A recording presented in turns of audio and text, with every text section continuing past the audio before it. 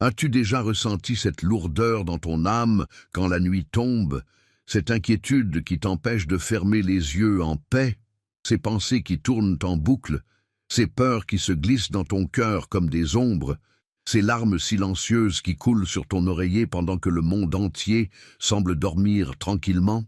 Et si je te disais qu'il existe une dimension spirituelle du repos que très peu de chrétiens connaissent vraiment, un secret caché dans les Écritures qui peut transformer tes nuits d'angoisse en moments de communion profonde avec le Tout-Puissant, où chaque souffle devient une prière et chaque battement de cœur résonne avec l'amour éternel du Père.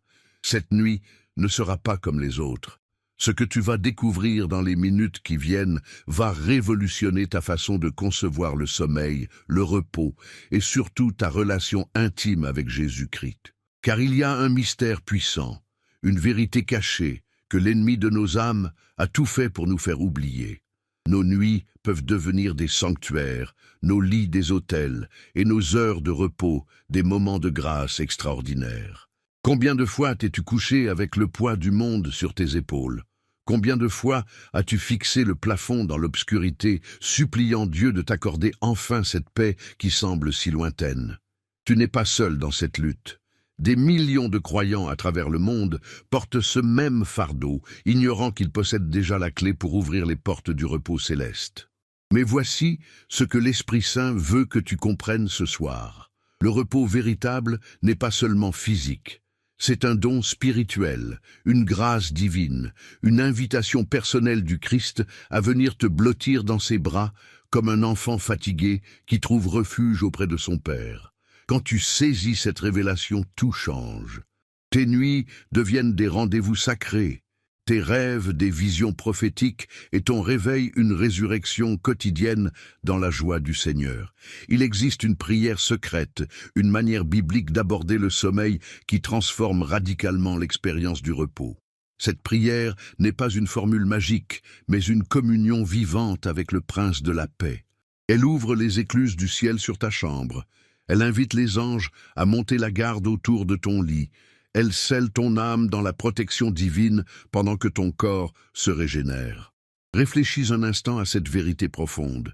Si Jésus est vraiment le maître de toute création, s'il tient l'univers entier dans ses mains, ne peut-il pas aussi tenir ton sommeil, tes rêves, tes réveils?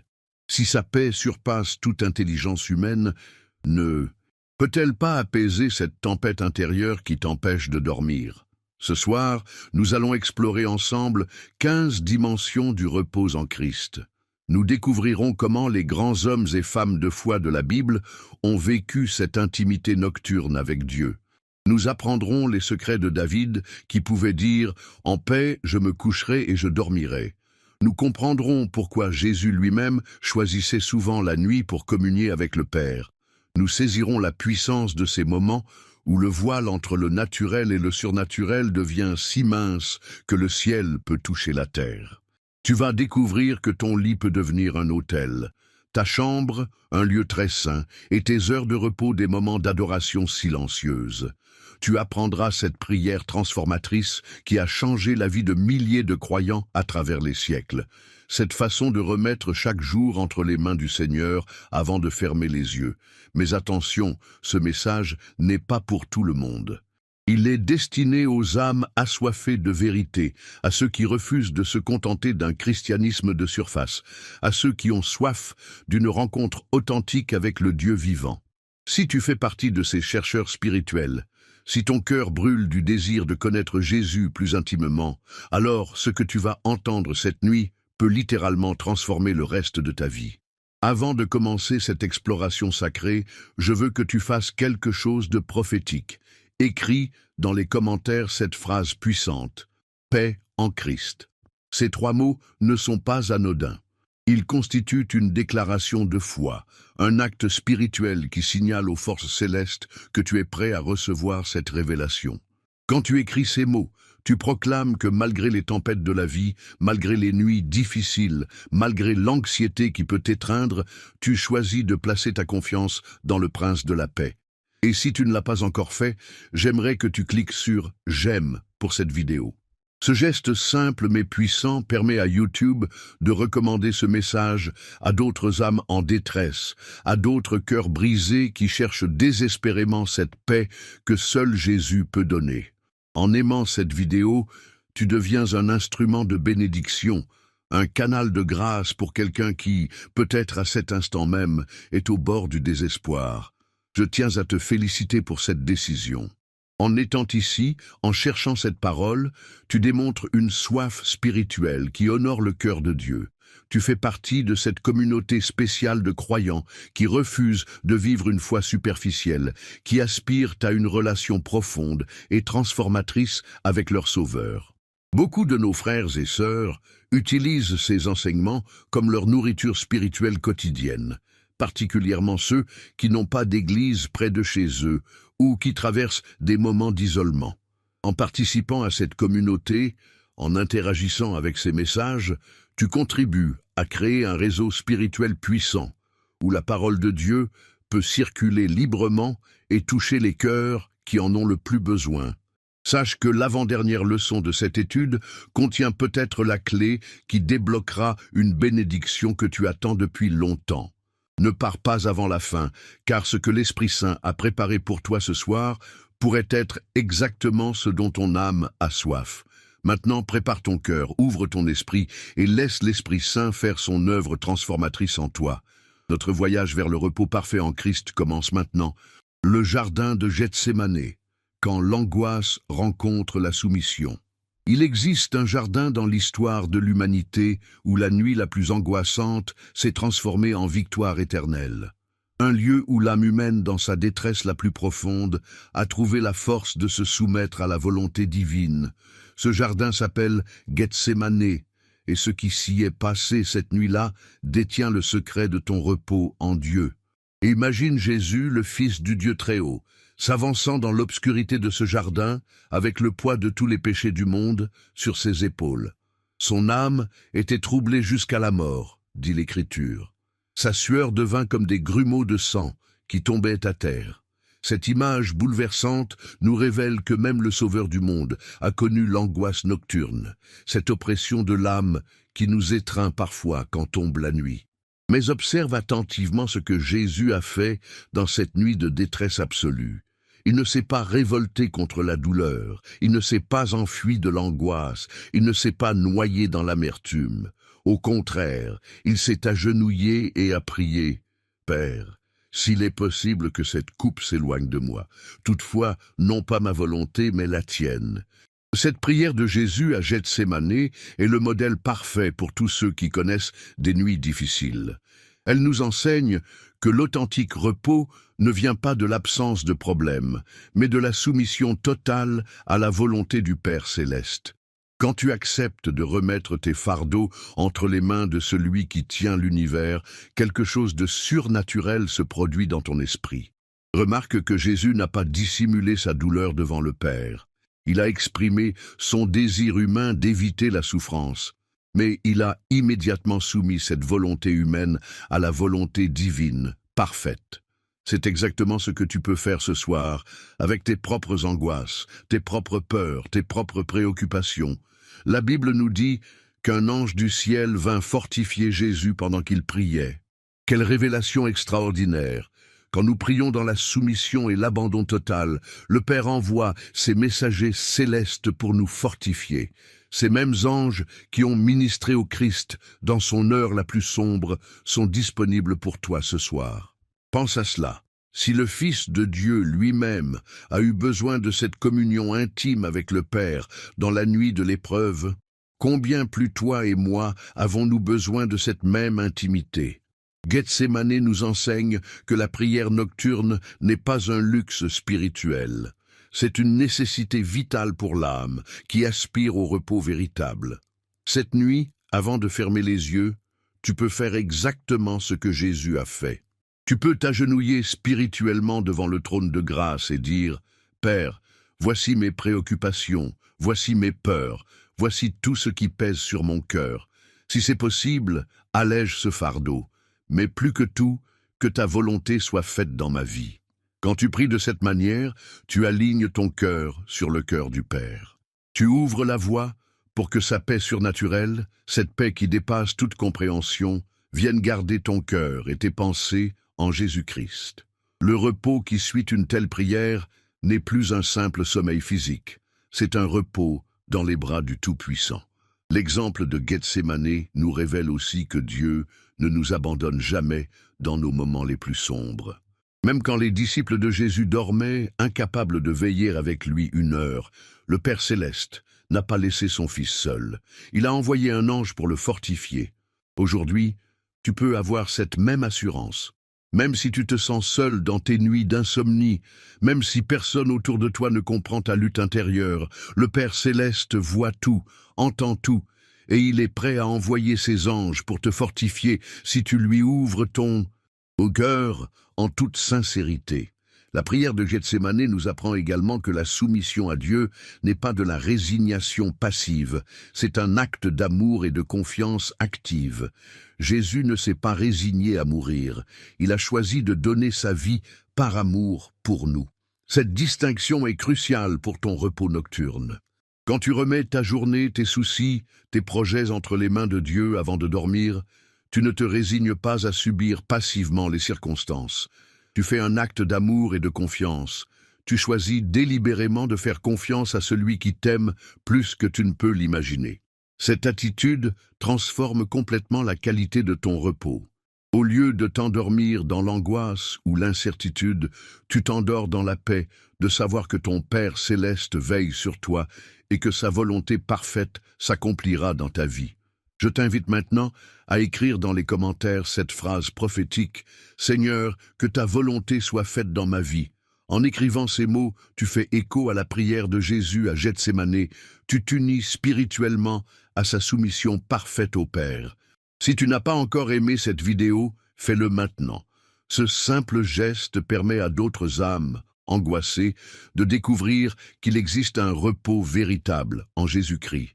Tu pourrais être l'instrument que Dieu utilise pour apporter la paix à quelqu'un qui traverse sa propre nuit de Gethsémane. Le jardin de Gethsémane nous rappelle que même dans nos nuits les plus sombres, nous ne sommes jamais seuls. Le même Jésus qui a prié dans l'angoisse et qui a trouvé la force dans la soumission au Père intercède maintenant pour toi à la droite du Père Céleste. L'échelle de Jacob. Quand le ciel touche la terre dans tes rêves. Il y a des nuits qui marquent à jamais le destin d'un homme, des moments où l'ordinaire devient extraordinaire, où le naturel fait place au surnaturel. Jacob a vécu une de ces nuits transformatrices et ce qui lui est arrivé révèle un secret puissant sur la façon dont Dieu peut te visiter pendant ton sommeil. Jacob fuyait. Il venait de tromper son père Isaac, de voler la bénédiction qui revenait à son frère Ésaü, et maintenant, il courait pour sauver sa vie. Imagine-toi dans sa situation, seul dans le désert, sans abri, sans protection, avec pour seul oreiller une pierre froide et dure. Tout semblait perdu, tout paraissait désespéré. Mais c'est précisément dans ce moment de vulnérabilité totale que le ciel a choisi de se manifester. L'Écriture nous dit qu'il eut un songe, et voici, une échelle était appuyée sur la terre et son sommet touchait au ciel. Les anges de Dieu montaient et descendaient par cette échelle. Au sommet se tenait l'Éternel lui-même. Cette vision extraordinaire nous révèle une vérité fondamentale. Nos moments de plus grande faiblesse peuvent devenir nos rencontres les plus glorieuses avec Dieu. Quand Jacob s'est endormi sur cette pierre dans le désert, il pensait toucher le fond de sa vie. En réalité, il était sur le point de découvrir que le ciel était plus proche qu'il ne l'avait jamais imaginé. L'échelle de Jacob représente cette connexion mystérieuse entre le monde terrestre et le royaume céleste. Pendant que son corps reposait sur la terre dure, son esprit était transporté dans les sphères célestes. Les anges montaient et descendaient, portant ses prières vers le trône de grâce et rapportant les bénédictions divines. Cette même échelle spirituelle existe pour toi aujourd'hui. Quand tu fermes les yeux dans la foi, quand tu remets ta journée entre les mains du Seigneur, tu ouvres un canal de communication directe avec le ciel. Tes prières montent comme un parfum agréable devant l'Éternel, et ses bénédictions descendent comme une rosée rafraîchissante sur ton âme fatiguée. Remarque que Dieu n'a pas attendu que Jacob soit dans un temple ou dans un lieu saint pour se révéler à lui. Il l'a rencontré dans le désert, sur la terre nue, avec une pierre pour oreiller. Cela signifie que ton lit, ta chambre, ton foyer peuvent devenir des lieux de rencontre divine si tu sais ouvrir ton cœur à sa présence. Le message que Dieu a donné à Jacob cette nuit-là était rempli de promesses extraordinaires. La terre sur laquelle tu es couché, je te la donnerai, à toi et à ta postérité. Ta postérité sera comme la poussière de la terre, et par ta postérité seront bénies toutes les familles de la terre. Voici, je suis avec toi, je te garderai partout où tu iras. Ces paroles résonnent encore aujourd'hui pour chaque enfant de Dieu qui s'endort dans la foi. Le Seigneur te dit, je suis avec toi, je te garderai partout où tu iras. Peu importe où la vie t'emmène, peu importe les défis que tu affrontes, sa présence t'accompagne, même dans ton sommeil. Quand Jacob se réveilla de son songe, il s'écria « Certainement l'Éternel est en ce lieu, et moi je ne le savais pas. » Combien de fois nous endormons-nous sans réaliser que l'Éternel est présent dans notre chambre, que sa gloire remplit l'atmosphère, que ses anges montent la garde autour de notre lit? Jacob continua « Que ce lieu est redoutable. C'est ici la maison de Dieu, c'est ici la porte des cieux. » Il prit la pierre qui lui avait servi de chevet, la dressa comme un monument, et l'oignit d'huile. Il appela ce lieu Béthel, qui signifie « maison de Dieu ». Ton foyer peut devenir ton Béthel personnel, ta maison de Dieu, ton lieu de rencontre avec le Très-Haut. Quand tu consacres tes nuits au Seigneur, quand tu lui offres tes rêves et ton repos, tu sanctifies cet espace et tu invites sa présence à y demeurer. L'histoire de Jacob nous enseigne aussi que Dieu peut transformer nos nuits d'angoisse en moments de révélation prophétique. Ce qui semblait être une fuite désespérée est devenu une rencontre qui a changé le cours de l'histoire. Ton sommeil peut devenir ce pont entre tes préoccupations terrestres et les solutions célestes. Les anges qui montaient et descendaient sur l'échelle de Jacob continuent leur ministère aujourd'hui. Hébreux nous dit qu'ils sont des esprits au service de Dieu, envoyés pour exercer un ministère en faveur de ceux qui doivent hériter du salut. Pendant que tu dors, ces messagers célestes s'activent en ta faveur. Ils portent tes prières nocturnes devant le trône de grâce. Ils apportent la guérison à ton corps fatigué. Ils murmurent des paroles de paix à ton esprit troublé. Ils tissent dans les lieux célestes les réponses dont tu as besoin pour demain. Cette nuit, avant de poser ta tête sur l'oreiller, souviens-toi de Jacob et de son échelle. Déclare que ton lit est un autel, que ta chambre est un lieu saint, que ton sommeil est un acte d'adoration. Invite le Seigneur à se révéler à toi comme il s'est révélé à Jacob. Ne considère plus jamais tes nuits comme de simples moments de récupération physique. Vois-les comme des opportunités de communion spirituelle, des rendez-vous divins, des moments où le voile entre le visible et l'invisible devient si fin que tu peux toucher l'éternité. L'échelle de Jacob nous révèle que nos rêves ne sont pas que des productions de notre subconscient. Ils peuvent être des véhicules de révélation divine, des moyens par lesquels Dieu communique ses plans et ses promesses à ses enfants bien-aimés. Je t'invite à écrire dans les commentaires « Seigneur, révèle-toi à moi dans mes rêves ». Cette déclaration ouvre ton cœur à recevoir des visions nocturnes, des songes prophétiques, des messages célestes qui peuvent orienter ta destinée.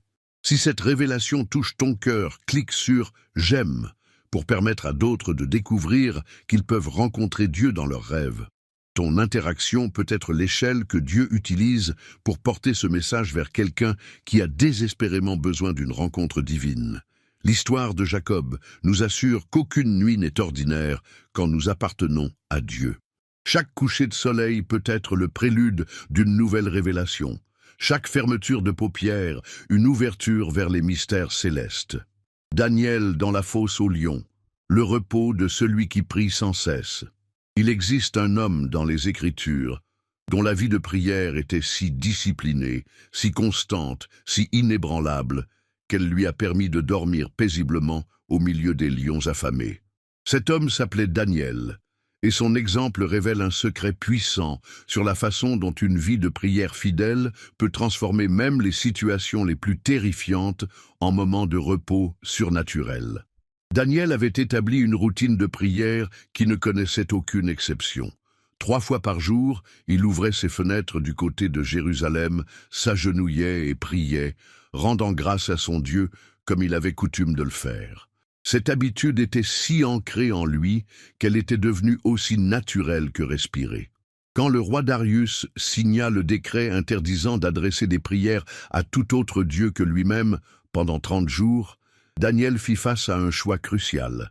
Il pouvait soit suspendre temporairement ses prières pour sauver sa vie, soit continuer à prier en sachant que cela le conduirait directement dans la fosse aux lions. Daniel choisit de continuer à prier, non pas par défi ou par orgueil, mais par fidélité absolue à son Dieu. Sa routine de prière était devenue si précieuse, si vitale pour son âme, qu'il préférait mourir plutôt que de l'interrompre. Cette décision révèle la profondeur de sa communion avec l'Éternel. L'Écriture nous dit qu'après avoir été jeté dans la fosse, Daniel passa toute la nuit avec les lions. Pendant ce temps, le roi Darius, dans son palais luxueux, ne put ni manger ni dormir. Il passa une nuit blanche, rongé par l'inquiétude et le remords. Quelle ironie saisissante! L'homme qui avait tout dormi mal, tandis que celui qui risquait de tout perdre dormit en paix. Cette histoire illustre une vérité profonde sur la nature du véritable repos. Daniel ne dormit pas paisiblement parce que sa situation était confortable. Il trouva le repos parce que sa confiance en Dieu était absolue. Sa communion quotidienne avec l'Éternel avait construit en lui une paix inébranlable qui transcendait les circonstances extérieures. Les lions, créatures féroces et affamées, furent rendus inoffensifs par la puissance de Dieu. Leurs gueules furent fermées non par une force physique, mais par l'intervention divine en réponse à une vie de prière fidèle. Daniel avait tellement cultivé sa relation avec Dieu que même les forces les plus destructrices de la nature lui obéissaient. Quand le roi vint au matin pour voir ce qui était arrivé à Daniel, il le trouva vivant et en parfaite santé. Daniel lui répondit « Mon Dieu a envoyé son ange et fermé la gueule des lions qui ne m'ont fait aucun mal. » Cette déclaration révèle que Daniel avait conscience de la protection angélique qui l'entourait. L'ange de Dieu qui ferma la gueule des lions cette nuit-là continue d'opérer aujourd'hui. Quand tu maintiens une vie de prière constante, quand tu cultives cette intimité quotidienne avec le Seigneur, tu t'entoures d'une protection spirituelle qui dépasse toute compréhension humaine. La routine de prière de Daniel n'était pas une obligation religieuse, c'était une relation vivante. Il ne priait pas par devoir, mais par amour, par besoin vital de communion avec son Créateur. Cette motivation profonde transformait chaque moment de prière en une rencontre authentique avec le Dieu vivant. Aujourd'hui, tu peux établir ta propre routine de prière nocturne. Comme Daniel ouvrait ses fenêtres vers Jérusalem, tu peux ouvrir ton cœur vers le ciel avant de fermer les yeux. Cette habitude deviendra un bouclier spirituel autour de ta vie, une source de paix inépuisable dans les moments difficiles. Daniel nous enseigne que la prière fidèle ne nous épargne pas toujours les épreuves, mais elle nous donne la grâce de les traverser avec une paix surnaturelle. Il fut jeté au lion, mais il en sortit indemne.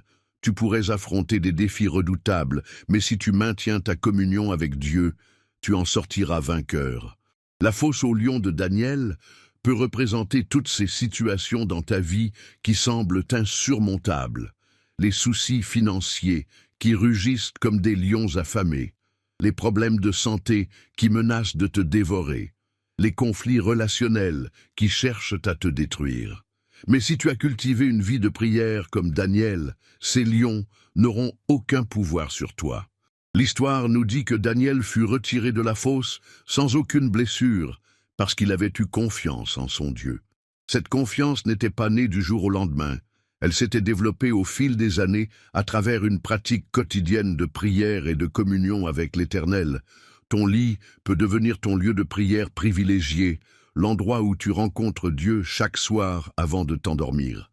Comme Daniel s'agenouillait 3 fois par jour, tu peux t'agenouiller spirituellement chaque nuit et remettre ta journée, tes préoccupations, tes projets entre les mains du Tout-Puissant. Cette pratique transformera la qualité de ton sommeil. Au lieu de t'endormir avec des pensées anxieuses, tu t'endormiras dans la paix de savoir que le même Dieu qui ferma la gueule des lions veille sur toi. Tes nuits deviendront des havres de paix plutôt que des champs de bataille mentaux. Daniel nous montre aussi que la prière constante développe en nous une sensibilité spirituelle qui nous permet de reconnaître l'intervention divine dans notre vie. Il savait que c'était l'ange de Dieu qui avait fermé la gueule des lions. Cette conscience spirituelle aiguisée vient de l'intimité cultivée avec le Seigneur. La fidélité de Daniel dans la prière, même face à la mort, lui valut non seulement la protection divine, mais aussi l'honneur devant les hommes. Le roi Darius publia un décret ordonnant que, dans tout son royaume, on tremble et on craigne devant le Dieu de Daniel. Je t'encourage à écrire dans les commentaires « Seigneur, donne-moi la fidélité de Daniel dans la prière ». Cette déclaration exprime ton désir de développer une vie de prière constante qui peut transformer tes nuits d'angoisse en nuits de repos paisibles. N'hésite pas à aimer cette vidéo pour permettre à d'autres de découvrir le secret de Daniel. Ton geste peut encourager quelqu'un qui traverse sa propre fosse au lion à maintenir sa communion avec Dieu malgré les circonstances difficiles. Daniel nous enseigne qu'une vie de prière fidèle est la clé d'un repos surnaturel. Quand tu cultives cette intimité quotidienne avec Dieu, tu peux dormir en paix même au milieu des tempêtes, sachant que celui qui ne sommeille ni ne dort veille sur toi avec un amour infini. Moïse et le buisson ardent. Quand Dieu appelle dans la solitude du désert, il y a des moments dans la vie où nous nous retrouvons seuls, loin de tout ce qui nous était familier, dans un désert émotionnel ou spirituel qui semble s'étendre à l'infini. C'est précisément dans ces moments de solitude apparente que Dieu choisit souvent de se révéler de la manière la plus extraordinaire. L'histoire de Moïse et du buisson ardent nous enseigne que nos déserts peuvent devenir des lieux de rencontres divines, où l'ordinaire fait place au miraculeux. Moïse était un homme en exil, un prince déchu, qui gardait les troupeaux de son beau-père dans les terres arides de Madian. 40 années s'étaient écoulées depuis qu'il avait fui l'Égypte après avoir tué un Égyptien qui maltraitait un Hébreu. 40 années de silence apparent de la part de Dieu, 40 années où il avait dû se demander si sa vie avait encore un sens, un but divin. Imagine-toi dans la situation de Moïse. Tu avais peut-être des rêves, des aspirations, une vision de ce que ta vie pourrait être, puis les circonstances t'ont mené dans un désert inattendu, loin de tes ambitions initiales, loin de tout ce qui te semblait important.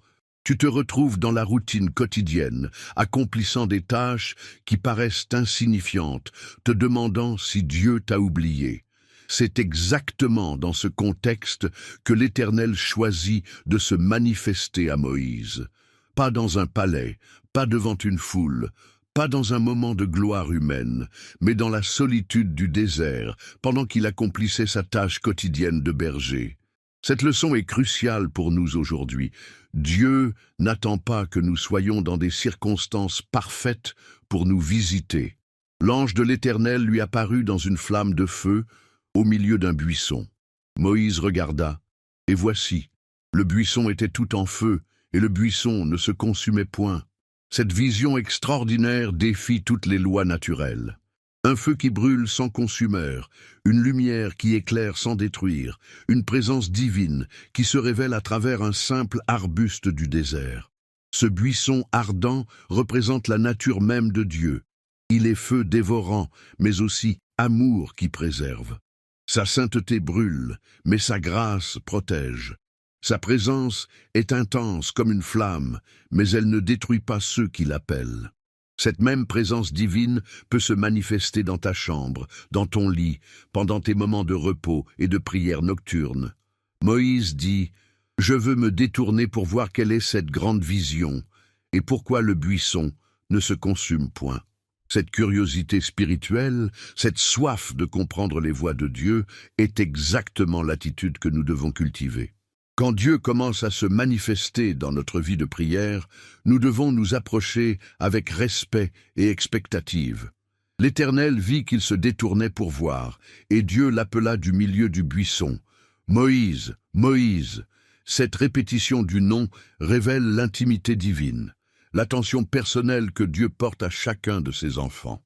Il ne t'appelle pas par un titre ou une fonction, il t'appelle par ton nom, celui qu'il connaît depuis avant ta naissance. « Me voici », répondit Moïse. Cette disponibilité immédiate, cette ouverture du cœur face à l'appel divin, voilà l'attitude qui permet à Dieu d'accomplir ses plans extraordinaires à travers des vies ordinaires. Quand tu te mets au lit ce soir, tu peux dire la même chose. « Me voici, Seigneur, parle à ton serviteur. » Dieu lui dit « N'approche pas d'ici, ôte tes souliers de tes pieds, car le lieu sur lequel tu te tiens est une terre sainte. » Cette parole révèle que la présence de Dieu sanctifie n'importe quel lieu. Ton foyer, ta chambre à coucher peuvent devenir des lieux saints quand tu invites la présence divine à y demeurer. L'ordre d'ôter ses sandales symbolise l'attitude d'humilité et de respect que nous devons avoir devant la sainteté de Dieu.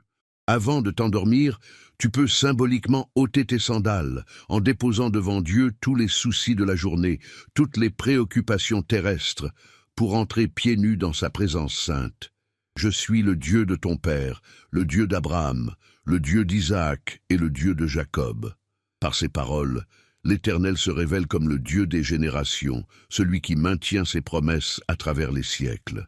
Il est ton Dieu aussi, et les promesses qu'il a faites à tes pères spirituels sont valables pour toi aujourd'hui.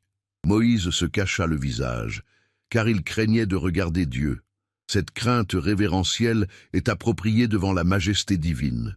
Cependant, Dieu ne se retire pas à cause de cette peur. Au contraire, il commence à révéler son plan extraordinaire pour la délivrance de son peuple. J'ai vu la souffrance de mon peuple qui est en Égypte, et j'ai entendu les cris que lui font pousser ses oppresseurs, car je connais ses douleurs. Ces paroles révèlent le cœur compatissant de Dieu. Il voit ta souffrance, il entend tes cris nocturnes, il connaît tes douleurs intimes. Rien de ce que tu traverses n'échappe à son regard aimant. Je suis descendu pour le délivrer de la main des Égyptiens. Quelle déclaration puissante! Le Dieu de l'univers descend pour délivrer son peuple. Cette même puissance de délivrance est disponible pour toi ce soir. Les chaînes qui t'oppressent, les fardeaux qui t'écrasent peuvent être brisés par l'intervention divine. Puis vient l'appel spécifique. Maintenant va, je t'enverrai vers Pharaon et tu feras sortir d'Égypte mon peuple. Dieu transforme un berger en libérateur, un exilé en leader, un homme ordinaire en instrument extraordinaire de sa volonté. Il peut faire la même chose avec ta vie. Moïse objecta, « Qui suis-je, moi, pour aller vers Pharaon et pour faire sortir les enfants d'Israël d'Égypte ?» Cette question révèle nos propres doutes, nos sentiments d'inadéquation face au plan de Dieu. Nous nous sentons trop petits, trop faibles, trop imparfaits pour être utilisés par le Tout-Puissant. Mais Dieu répondit, « Je serai avec toi. » Cette promesse simple mais puissante change tout. Ce n'est pas sur tes propres forces que tu dois compter, c'est sur sa présence qui t'accompagne. Cette même promesse t'est donnée ce soir. Je serai avec toi, dans ton sommeil, dans tes rêves, dans tes réveils. L'expérience du buisson ardent a transformé radicalement la destinée de Moïse. De berger anonyme, il est devenu le plus grand libérateur de l'histoire d'Israël. Cette rencontre nocturne avec Dieu peut également transformer ta destinée si tu ouvres ton cœur à sa voix. Le feu du buisson qui ne se consumait pas représente aussi la nature de l'œuvre de Dieu en toi. Il peut brûler en toi une passion sainte, un amour ardent pour sa volonté, sans te détruire ou t'épuiser. Au contraire, cette flamme divine te renouvellera et te fortifiera. Cette nuit, cherche ton propre buisson ardent. Peut-être ne sera-ce pas une vision spectaculaire, mais plutôt une paix surnaturelle qui t'envahit, une certitude profonde de sa présence, une direction claire pour demain. Dieu continue de se révéler à ceux qui, comme Moïse, sont disposés à se détourner de leurs préoccupations pour voir ses merveilles. Je t'invite à écrire dans les commentaires « Seigneur, révèle-toi à moi comme tu t'es révélé à Moïse ». Cette déclaration exprime ton désir sincère de rencontrer le Dieu vivant dans l'intimité de ta chambre, dans le secret de tes nuits de prière. Si ce message touche ton cœur, partage ton j'aime pour que d'autres âmes, en quête de direction divine, puissent découvrir qu'elles aussi peuvent rencontrer Dieu dans leur désert personnel. Ton geste peut être l'étincelle qui allume un buisson ardent dans le cœur de quelqu'un d'autre. Le buisson ardent de Moïse nous enseigne que Dieu peut transformer nos moments les plus ordinaires en rencontres extraordinaires. Il suffit d'avoir des yeux pour voir sa gloire et des oreilles pour entendre sa voix dans le silence de la nuit. Élie nourri par les anges. Quand le découragement rencontre la provision divine. Il existe des moments dans notre marche avec Dieu où l'épuisement spirituel devient si profond que nous préférerions mourir plutôt que de continuer. Ces nuits de l'âme où tout semble perdu, où nos forces nous abandonnent, où même notre foi vacille sous le poids des épreuves. C'est exactement ce qu'a vécu le prophète Élie, et la façon dont Dieu l'a restauré révèle des vérités puissantes sur sa tendresse envers ses enfants épuisés. Élie venait de remporter une victoire éclatante sur le mont Carmel. Il avait défié 450 prophètes de Baal, fait descendre le feu du ciel, et vu tout le peuple reconnaître que l'Éternel est Dieu. On pourrait penser qu'après un tel triomphe, il serait au sommet de sa foi et de sa confiance. Mais l'ennemi de nos âmes s'est frappé au moment où nous nous y attendons le moins. Une seule menace de la reine Jézabel suffit à faire s'effondrer ce géant de la foi.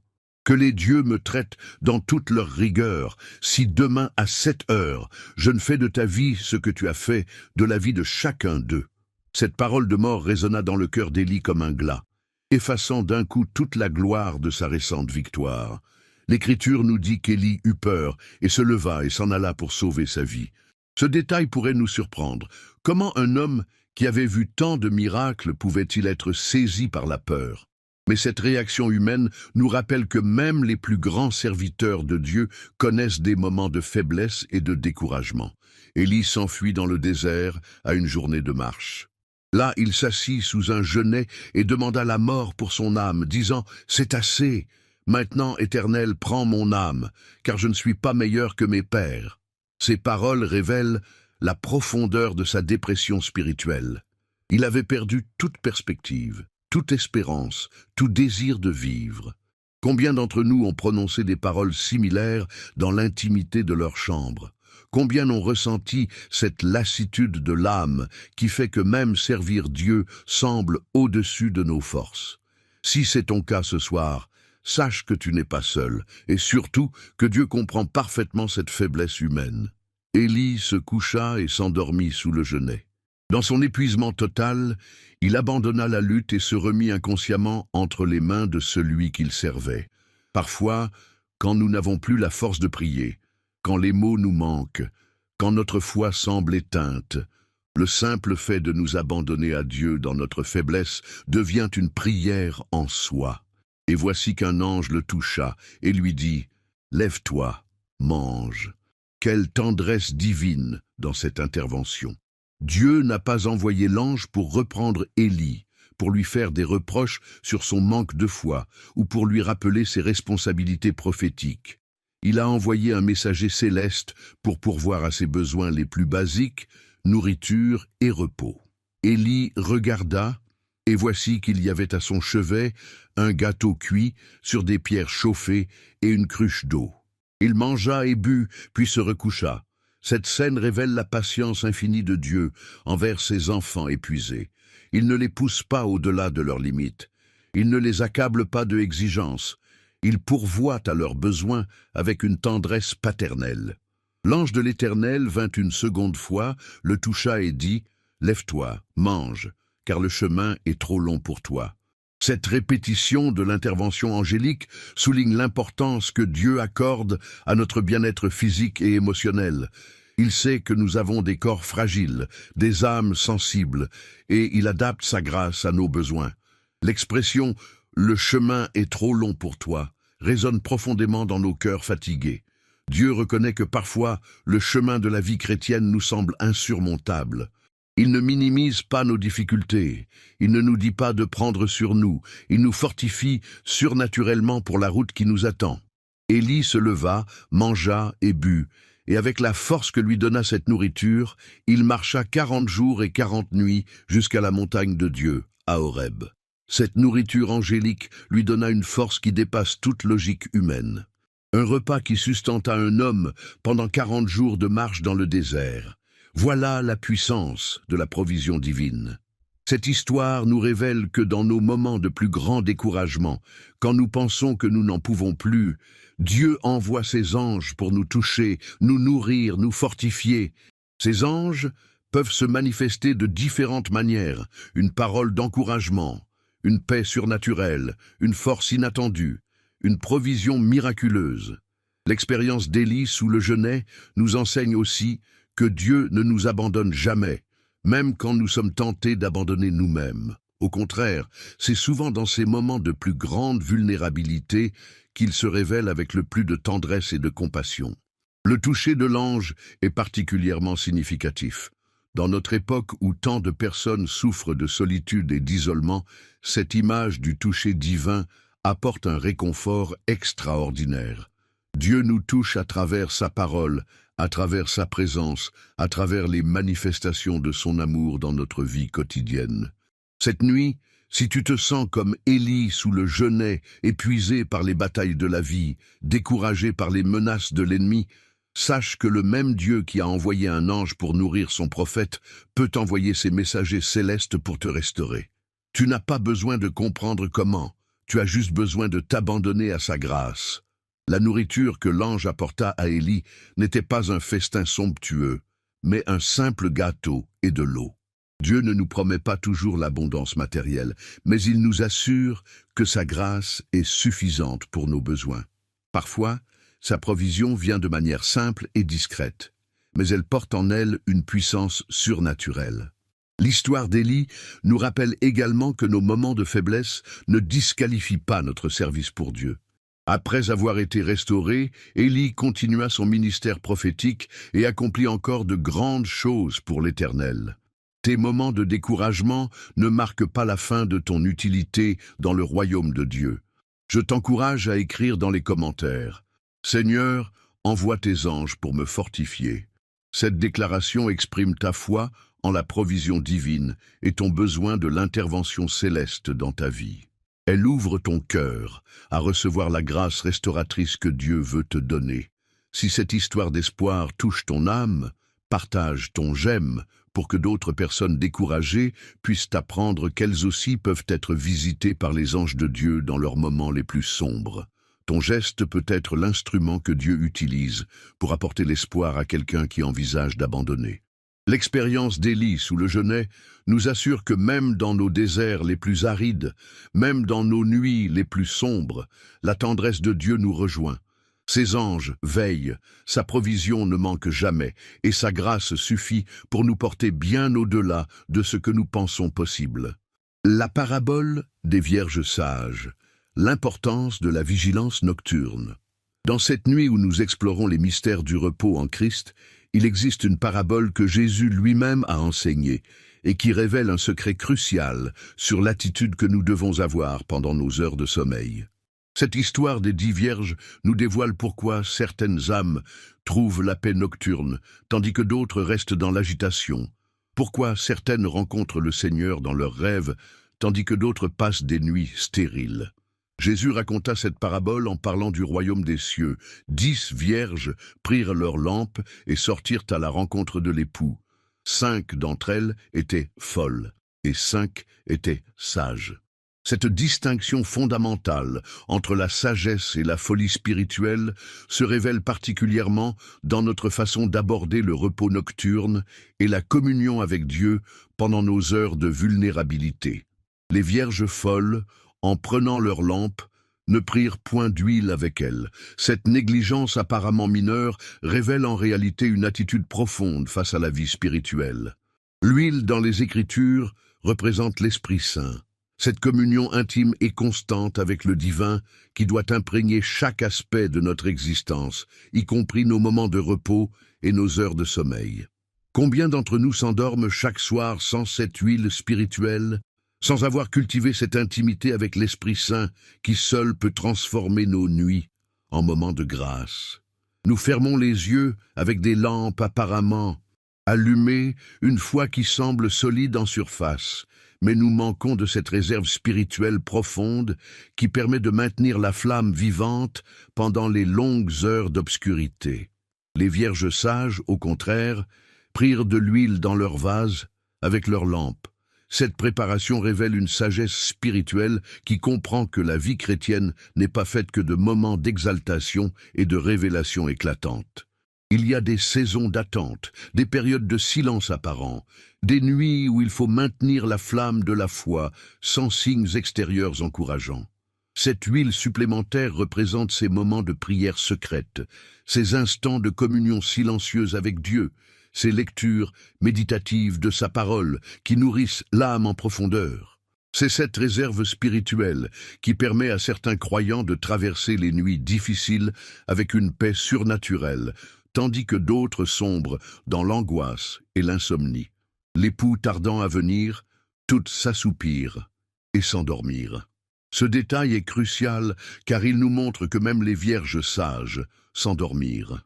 Le sommeil lui-même n'est pas condamnable, c'est même un don de Dieu pour la restauration de nos forces. La différence ne réside pas dans le fait de dormir ou de veiller, mais dans l'état spirituel dans lequel nous nous endormons. Vers le milieu de la nuit, il y eut un cri. « Voici l'époux, allez à sa rencontre ». Cette proclamation nocturne révèle que les moments les plus décisifs de notre marche spirituelle peuvent survenir pendant nos heures de repos. C'est souvent dans le silence de la nuit, quand notre âme est la plus réceptive, que le Seigneur choisit de se révéler ou de nous appeler à une nouvelle dimension de sa grâce. Toutes ces vierges se réveillèrent et préparèrent leurs lampes. L'urgence de ce réveil spirituel nous enseigne que nous devons maintenir une attitude de disponibilité constante envers les appels du Seigneur.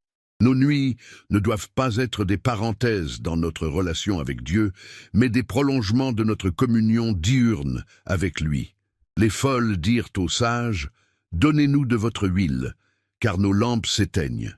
Cette demande désespérée révèle une vérité douloureuse. Au moment crucial, l'intimité spirituelle ne peut pas se transférer d'une personne à l'autre. Tu ne peux pas emprunter la communion que quelqu'un d'autre a cultivée avec Dieu. Chacun doit développer sa propre réserve spirituelle. Les sages répondirent « Non, il n'y en aurait pas assez pour nous et pour vous ». Cette réponse peut paraître égoïste, mais elle révèle plutôt une sagesse spirituelle profonde. L'huile de l'Esprit Saint ne se divise pas. Elle se multiplie par la communion personnelle avec Dieu. Tu ne peux donner aux autres que ce que tu as toi-même reçu dans l'intimité de ta chambre de prière. Allez plutôt chez ceux qui en vendent et achetez-en pour vous. Cette indication nous enseigne que l'huile spirituelle s'acquiert par un prix. Le temps consacré à la prière, l'effort de chercher Dieu dans sa parole, la discipline de maintenir une communion constante avec lui. Ce prix doit être payé personnellement dans le secret, loin des regards humains. Pendant qu'elles allaient en acheter, l'époux arriva. Celles qui étaient prêtes entrèrent avec lui dans la salle des noces et la porte fut fermée. Cette scène poignante nous révèle que les opportunités spirituelles ont leur moment précis. Il y a des visitations divines qui ne se répètent pas, des grâces qui passent et ne reviennent plus sous la même forme. Plus tard, les autres vierges vinrent et dirent « Seigneur, Seigneur, ouvre-nous ». Mais il répondit « Je vous le dis en vérité, je ne vous connais pas ». Ces paroles terribles nous enseignent que la connaissance mutuelle avec le Seigneur se développe dans l'intimité quotidienne, particulièrement dans ces moments secrets où nous communions avec lui, loin de toute distraction. Cette parabole nous interpelle directement sur notre façon de vivre nos nuits. Chaque soir, quand tu poses ta tête sur l'oreiller, ta lampe spirituelle est-elle remplie d'huile? As-tu cultivé cette intimité avec l'Esprit Saint qui peut maintenir la flamme de ta foi même dans l'obscurité de la nuit? Les vierges sages nous enseignent qu'il faut prévoir les longues nuits d'attente, ces saisons où Dieu semble silencieux, mais où il prépare en réalité quelque chose de merveilleux. Leur sagesse consistait à ne pas vivre seulement dans l'émotion du moment, mais à développer une relation durable et profonde avec leur Seigneur. Cette huile spirituelle se cultive par la méditation nocturne de la parole, par ces moments où tu restes éveillé quelques minutes supplémentaires pour communier avec Dieu avant de dormir, par cette attitude de cœur qui reste connectée au divin même dans le sommeil. C'est cette réserve spirituelle qui transforme tes rêves en visions, tes réveils en résurrection quotidienne. La parabole nous avertit aussi contre la procrastination spirituelle. Les vierges folles pensaient avoir le temps de s'occuper plus tard de leur réserve d'huile. Combien de croyants remettent à demain cette intimité profonde avec Dieu, pensant qu'ils auront toujours l'occasion de développer cette relation plus tard. Cette nuit peut être celle où le Seigneur frappe à la porte de ton cœur d'une manière particulière. Ta lampe est-elle prête? Ton âme a-t-elle cette réserve spirituelle qui peut répondre à son appel? As-tu cultivé cette sensibilité qui permet de reconnaître sa voix même dans les murmures nocturnes? Je t'invite à écrire dans les commentaires cette déclaration de sagesse spirituelle. Seigneur, remplis ma lampe de ton huile divine. Cette phrase exprime ton désir de développer cette intimité profonde qui peut transformer tes nuits en moments de communion extraordinaire avec le divin. Si cette révélation éclaire ton cœur, partage ton j'aime pour que d'autres âmes comprennent l'importance de cultiver cette réserve spirituelle qui seule peut nous préparer aux visitations nocturnes du Seigneur.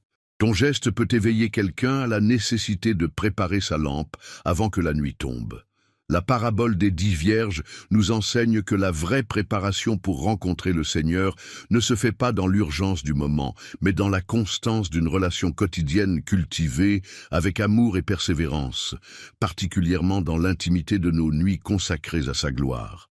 Joseph et l'interprétation des songes, quand Dieu révèle ses secrets dans les rêves. Il existe un homme dans les Écritures dont la destinée fut entièrement façonnée par des rêves, un homme que Dieu choisit comme canal de révélation pour des nations entières à travers les visions nocturnes. Joseph, fils de Jacob, nous enseigne une vérité extraordinaire sur la façon dont le Tout-Puissant peut utiliser nos heures de sommeil comme des moments de révélation prophétique et de direction divine pour notre avenir. L'histoire de Joseph commence par ses propres songes, des rêves qui lui valurent la jalousie de ses frères, mais qui contenaient en réalité les graines de son glorieux destin. À 17 ans, Joseph eut un songe qu'il raconta à ses frères. « Nous étions à lier des gerbes au milieu des champs, et voici, ma gerbe se leva et se tint debout, et vos gerbes l'entourèrent et se prosternèrent devant ma gerbe. » Ce premier rêve révèle comment Dieu peut utiliser les images symboliques de nos songes pour nous révéler des aspects de notre destinée que notre esprit conscient ne pourrait pas comprendre. Joseph ne savait pas qu'il deviendrait un jour gouverneur d'Égypte, mais son esprit, connecté au divin pendant son sommeil, recevait déjà les visions de ce que Dieu préparait pour lui. Il eut encore un autre songe qu'il raconta à ses frères et à son père. « J'ai eu encore un songe. Et voici le soleil, la lune et 11 étoiles se prosternaient devant moi. » Cette vision cosmique révèle la dimension universelle des plans divins pour sa vie. Dieu ne se contente pas de nous révéler des détails mineurs. Il peut nous montrer des aspects grandioses de notre appel qui dépassent notre compréhension actuelle. Ses rêves de jeunesse provoquèrent la colère de ses frères qui le vendirent comme esclave en Égypte. Apparemment, ces visions prophétiques l'avaient conduit au désastre plutôt qu'à la gloire. Mais cette épreuve révèle une vérité profonde sur les voies de Dieu. Souvent, le chemin vers l'accomplissement de ses promesses passe par des vallées sombres que nous ne comprenons pas sur le moment. Pendant ces années d'esclavage et d'emprisonnement, Joseph ne cessa pas de croire en la puissance des rêves comme moyen de révélation divine. Quand les chansons et le panetier de Pharaon furent emprisonnés avec lui et eurent chacun un songe dans une même nuit, Joseph leur dit « Les interprétations n'appartiennent-elles pas à Dieu ?» Cette déclaration révèle sa conviction profonde que Dieu parle encore à travers les rêves. À l'échanson qui avait rêvé d'une vigne avec 3 sarments, Joseph révéla « Encore 3 jours, et Pharaon relèvera ta tête et te rétablira dans ta charge. » Cette interprétation précise se réalisa exactement comme annoncé, confirmant que Joseph possédait un don authentique pour comprendre le langage symbolique des songes divins.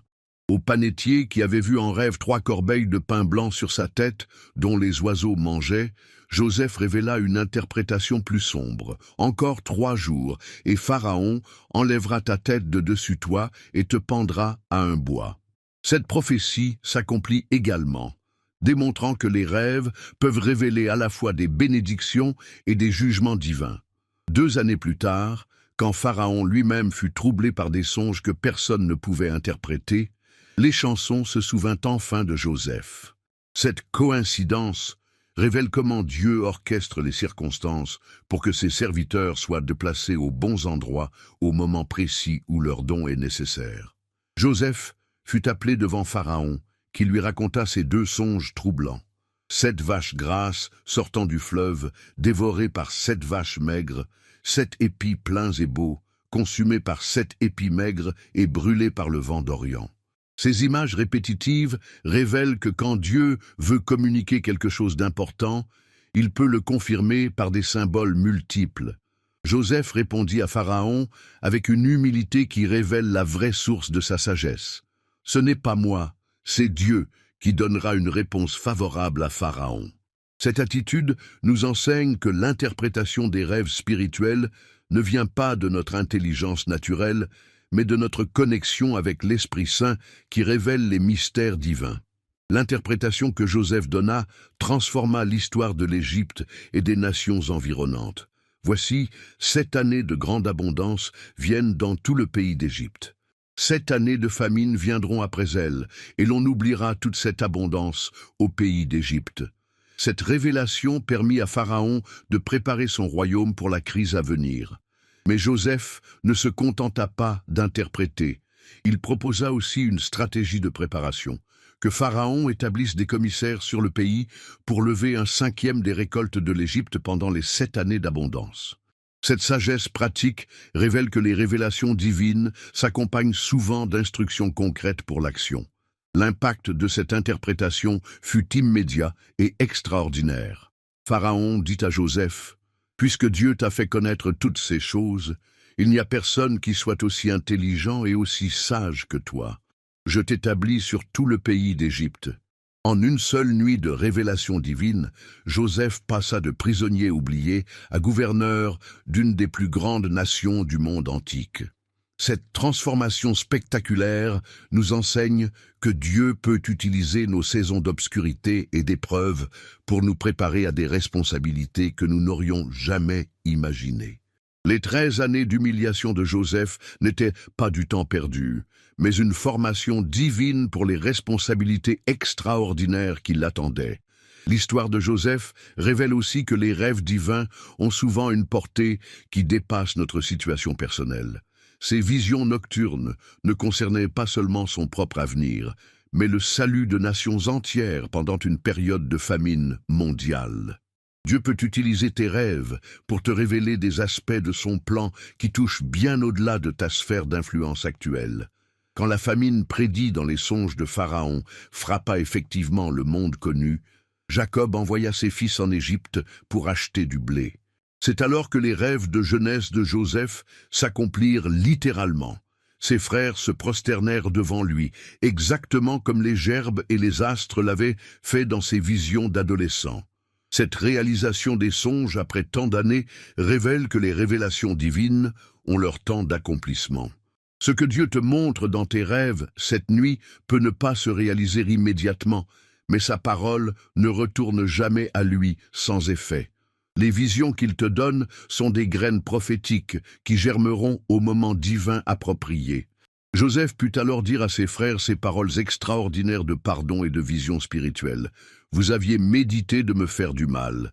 Dieu l'a changé en bien pour accomplir ce qui arrive aujourd'hui, pour sauver la vie à un peuple nombreux. » Cette perspective révèle comment Dieu peut transformer même les épreuves les plus douloureuses en instruments de son plan parfait. L'exemple de Joseph nous encourage à prendre nos rêves au sérieux, non pas dans une approche superstitieuse, mais dans une attitude de foi qui reconnaît que le Dieu qui ne dort ni ne sommeille peut nous parler pendant nos heures de repos.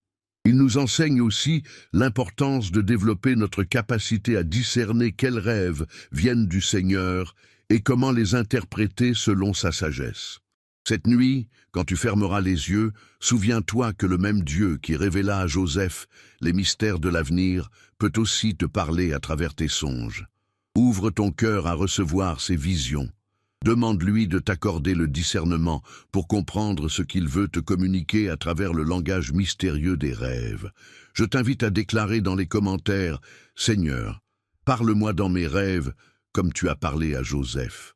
Cette prière exprime ta foi en la capacité de Dieu à utiliser tes heures de sommeil comme des moments de révélation et de direction pour ta destinée. Si cette révélation sur la puissance des songes divins éveille quelque chose dans ton esprit, partage ton j'aime pour que d'autres découvrent qu'ils peuvent recevoir des visions nocturnes du Seigneur. Ton geste peut encourager quelqu'un à commencer à prêter attention aux messages que Dieu pourrait lui envoyer pendant son sommeil. L'héritage de Joseph nous assure que nos nuits peuvent devenir des moments de révélation prophétique, où le Seigneur nous dévoile des aspects de notre avenir et nous prépare aux responsabilités qu'il a planifiées pour nous dans son royaume éternel. Le roi David et les psaumes nocturnes, quand la louange devient ton bouclier dans l'obscurité. Il y a dans les Écritures un homme qui a découvert un secret extraordinaire pour transformer ses nuits les plus terrifiantes en symphonies célestes. Un roi berger qui savait que la louange possède un pouvoir surnaturel capable de faire trembler les forces des ténèbres et d'ouvrir les écluses du ciel, même dans l'obscurité la plus profonde. Cet homme, c'était David. Et ce qu'il a vécu nous révèle pourquoi certaines âmes trouvent la paix dans leurs nuits les plus sombres, tandis que d'autres restent prisonnières de leurs angoisses. David n'était pas un homme qui n'a jamais connu la peur ou l'angoisse nocturne. Au contraire, ses psaumes révèlent un homme qui a traversé des vallées profondes, qui a connu la trahison de ses proches, qui a fui pour sauver sa vie, qui s'est retrouvé dans des grottes humides avec pour seule compagnie le bruit de ses propres larmes. Mais c'est précisément dans ces moments de détresse que David a découvert une arme spirituelle d'une puissance extraordinaire, la louange nocturne. Dans le psaume 42, David écrit ces paroles révélatrices. « Pendant le jour, l'Éternel m'accordait sa grâce. Pendant la nuit, je chantais ses louanges. J'adressais une prière au Dieu de ma vie. » Cette déclaration nous révèle que David avait compris quelque chose de fondamental sur la nature spirituelle de la nuit.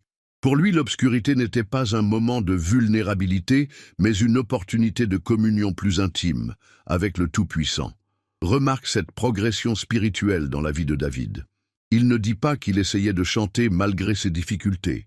Il dit qu'il chantait pendant la nuit, que ses louanges jaillissaient naturellement de son cœur même dans l'obscurité. Cette attitude révèle une maturité spirituelle qui comprend que la louange n'est pas dépendante des circonstances extérieures, mais de notre relation avec celui qui règne au-dessus de toutes les circonstances. L'expérience de David dans la grotte d'Adullam illustre parfaitement cette vérité. Poursuivi par le roi Saül, qui voulait sa mort, David se réfugia dans cette caverne sombre et humide. Humainement parlant, tout semblait perdu.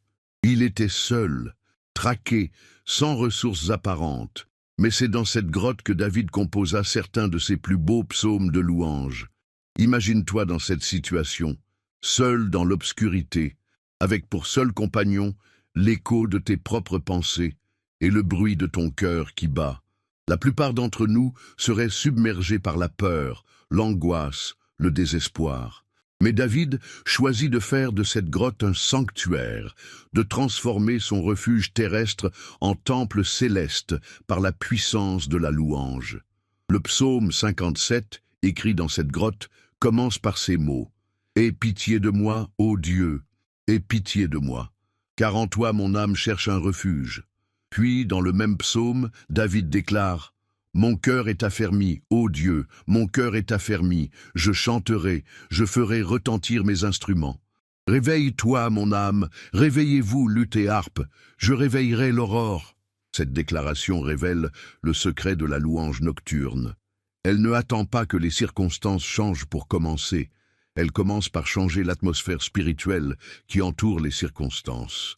Quand David dit « Je réveillerai l'aurore », Il exprime sa conviction que sa louange peut littéralement faire se lever le jour de Dieu sur sa situation.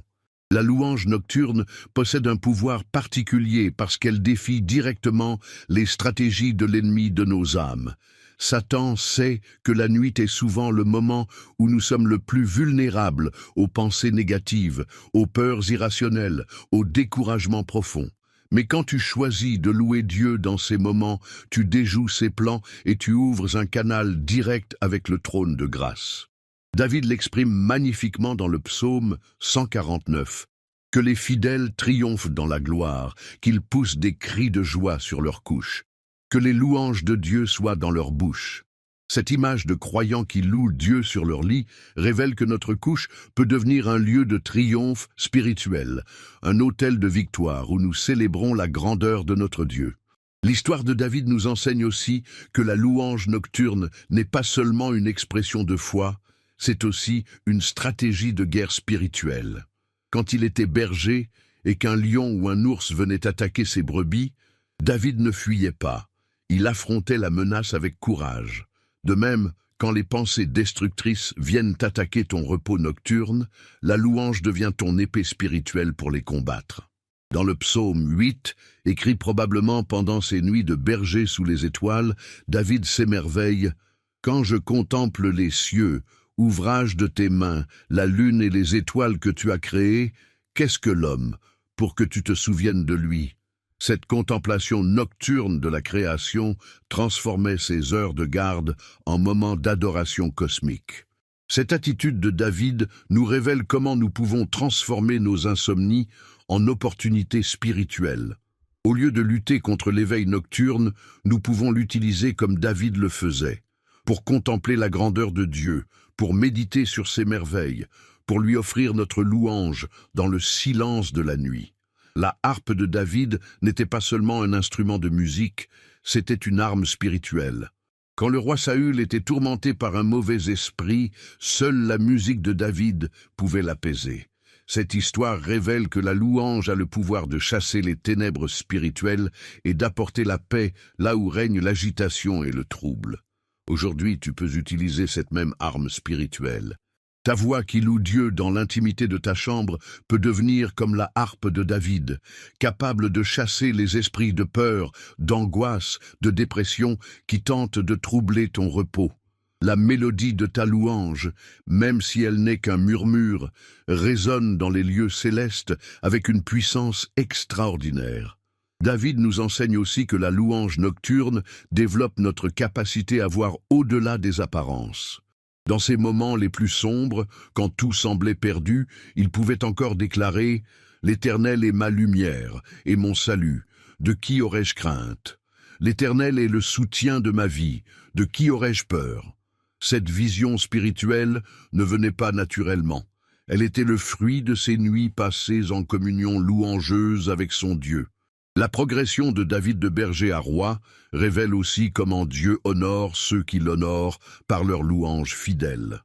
Les nuits que David passa à louer Dieu sous les étoiles, dans les grottes, dans les moments difficiles, forgèrent en lui le caractère royal qui lui permettrait plus tard de gouverner Israël selon le cœur de Dieu. Cette formation nocturne par la louange n'était pas du temps perdu.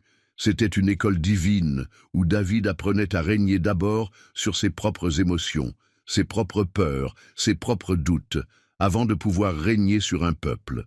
Tes propres nuits de louange sont peut-être la préparation que Dieu utilise pour te former aux responsabilités qu'il a prévues pour toi. Le testament de David concernant la louange se trouve dans ses dernières paroles rapportées dans le livre de 2 Samuel. L'Esprit de l'Éternel parle par moi, et sa parole est sur ma langue. Cette déclaration révèle que David était devenu un canal si pur de la louange divine que les paroles de Dieu coulaient naturellement à travers lui. Cette nuit, tu peux commencer ta propre école de louange nocturne. Tu n'as pas besoin d'une harpe comme David, tu n'as pas besoin d'une voix parfaite ou de talents musicaux extraordinaires. Tu as juste besoin d'un cœur qui reconnaît la grandeur de Dieu et qui choisit de l'exprimer même dans l'obscurité. Commence par de simples « Merci Seigneur » murmurées dans l'intimité de ton lit. Laisse ces paroles de reconnaissance grandir en déclaration de foi, en proclamation de sa fidélité, en célébration de son amour. Permets à ta chambre de devenir comme la grotte d'Adullam pour David, un lieu où la louange transforme le refuge terrestre en sanctuaire céleste. La louange nocturne de David nous assure que nos nuits les plus sombres peuvent devenir nos victoires les plus éclatantes, si nous apprenons à y faire résonner les mélodies du ciel. Quand tu loues Dieu dans l'obscurité, tu participes à cette symphonie éternelle qui monte jour et nuit devant le trône de l'agneau. Je t'encourage à déclarer dans les commentaires « Ma nuit résonnera de ta louange, Seigneur ». Cette phrase exprime ton engagement à transformer tes heures nocturnes en moments d'adoration qui peuvent changer l'atmosphère spirituelle de ta vie entière. Si cette révélation sur la puissance de la louange nocturne allume quelque chose dans ton cœur, partage ton j'aime pour que d'autres découvrent qu'ils peuvent transformer leur nuit d'angoisse en concert céleste. Ton geste peut être l'instrument que Dieu utilise pour enseigner à quelqu'un d'autre le secret de David.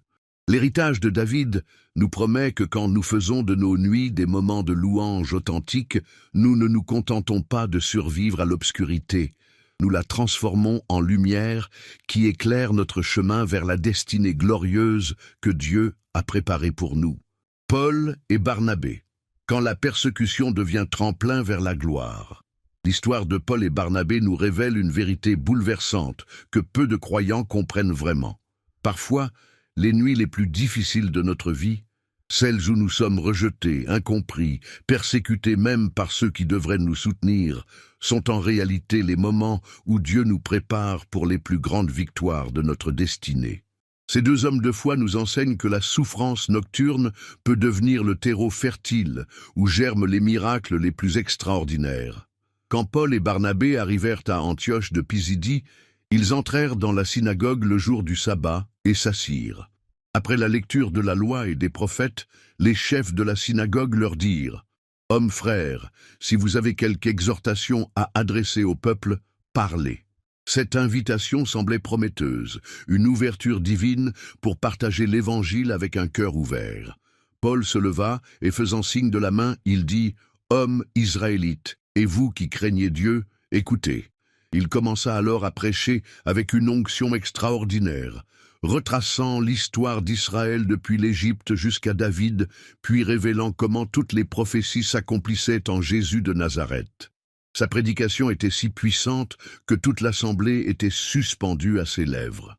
Mais voici où l'histoire devient particulièrement instructive pour nos propres nuits difficiles.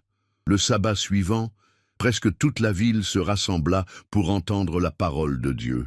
Cette foule immense aurait dû réjouir le cœur de ces serviteurs de Dieu. Au contraire, elle provoqua la jalousie et la colère des dirigeants religieux qui voyaient leur influence diminuer. Les Juifs, voyant la foule, furent remplis de jalousie, et ils contredisaient les paroles de Paul en l'injuriant. Cette réaction révèle une vérité douloureuse, mais importante. Parfois, plus ton témoignage pour Christ est puissant, plus l'opposition devient féroce. Les nuits de rejet ne signifient pas que tu es sur le mauvais chemin. Elles peuvent indiquer que tu déranges l'empire des ténèbres. Paul et Barnabé leur dirent avec assurance « C'est à vous premièrement que la parole de Dieu devait être annoncée, mais puisque vous la repoussez et que vous vous jugez indigne de la vie éternelle, voici, nous nous tournons vers les païens. » Cette déclaration courageuse nous enseigne que parfois, le rejet d'un groupe ouvre la porte à un ministère encore plus large auprès d'autres. Cette leçon est cruciale pour nos propres nuits de rejet. Quand les portes se ferment dans une direction, ce n'est pas nécessairement un échec, c'est peut-être Dieu qui nous redirige vers un champ de moisson encore plus grand. Le non que tu reçois aujourd'hui peut être la préparation divine pour un oui extraordinaire demain. Les païens se réjouirent en entendant cela. Ils glorifièrent la parole du Seigneur et tous ceux qui étaient destinés à la vie éternelle crurent. La parole du Seigneur se répandait dans tout le pays. Cette explosion de foi parmi les païens révèle que Dieu avait un plan plus grand que ce que Paul et Barnabé avaient initialement imaginé. Mais l'histoire ne s'arrête pas là. Les Juifs excitèrent les femmes dévotes de distinction et les principaux de la ville. Ils provoquèrent une persécution contre Paul et Barnabé et les chassèrent de leur territoire. Cette escalade de la persécution nous montre que plus l'œuvre de Dieu avance, plus l'ennemi intensifie ses attaques. Imagine-toi dans la situation de Paul et Barnabé cette nuit-là. Ils avaient vu des âmes se convertir, des vies transformées, l'évangile se répandre comme un feu. Puis soudain, ils se retrouvaient chassés, rejetés, forcés de fuir dans l'obscurité. Leur cœur devait être partagé entre la joie des conversions et la douleur du rejet. Mais voici le détail extraordinaire de cette histoire. Paul et Barnabé secouèrent la poussière de leurs pieds contre eux et allèrent à Icône. Ce geste symbolique révèle une attitude spirituelle cruciale face au rejet. Ils ne gardèrent pas d'amertume, ils ne perdirent pas de temps à se lamenter. Ils secouèrent la poussière et avancèrent vers la prochaine étape de leur mission. Cette capacité à secouer la poussière du rejet est une compétence spirituelle que nous devons tous développer. Quand les gens ne comprennent pas ton appel, quand ils rejettent ton témoignage, quand ils ferment leurs portes à ta foi, tu peux choisir de secouer cette poussière et d'avancer vers ceux que Dieu a préparés pour recevoir ce que tu as à offrir. L'Écriture ajoute ce détail merveilleux. Les disciples étaient remplis de joie et du Saint-Esprit.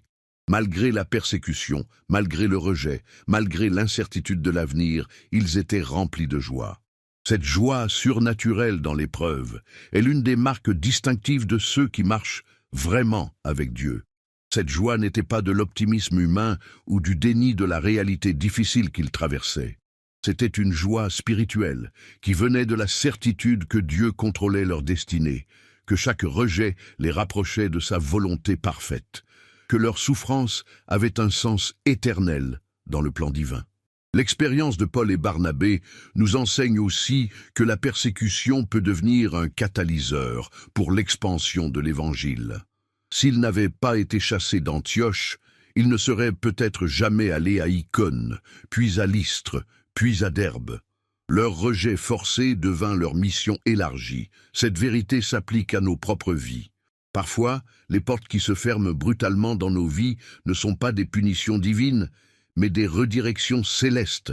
Ce poste que tu n'as pas obtenu, cette relation qui s'est terminée, cette opportunité qui t'a échappé, peuvent être les moyens que Dieu utilise pour te conduire vers quelque chose de bien meilleur. Paul et Barnabé nous enseignent également l'importance d'avoir un compagnon de route dans les moments difficiles. Ils n'affrontaient pas seuls la persécution, ils se soutenaient mutuellement, ils partageaient le fardeau, ils s'encourageaient dans la foi. Cette solidarité spirituelle était cruciale pour leur résistance face aux épreuves. Dans tes propres nuits de rejet, cherche ces Barnabés que Dieu place sur ta route. Ne traverse pas seul les vallées sombres. Entoure-toi de frères et sœurs, en la foi qui peuvent t'encourager, prier avec toi, te rappeler que Dieu n'a pas fini d'écrire ton histoire. L'attitude de Paul et Barnabé face au rejet révèle aussi une maturité spirituelle qui comprend que l'opposition n'est pas personnelle, mais spirituelle. Ils ne prenaient pas les attaques contre leur personne, ils comprenaient qu'en réalité, c'était l'Évangile qui était attaqué à travers eux. Cette perspective change complètement notre façon de vivre le rejet.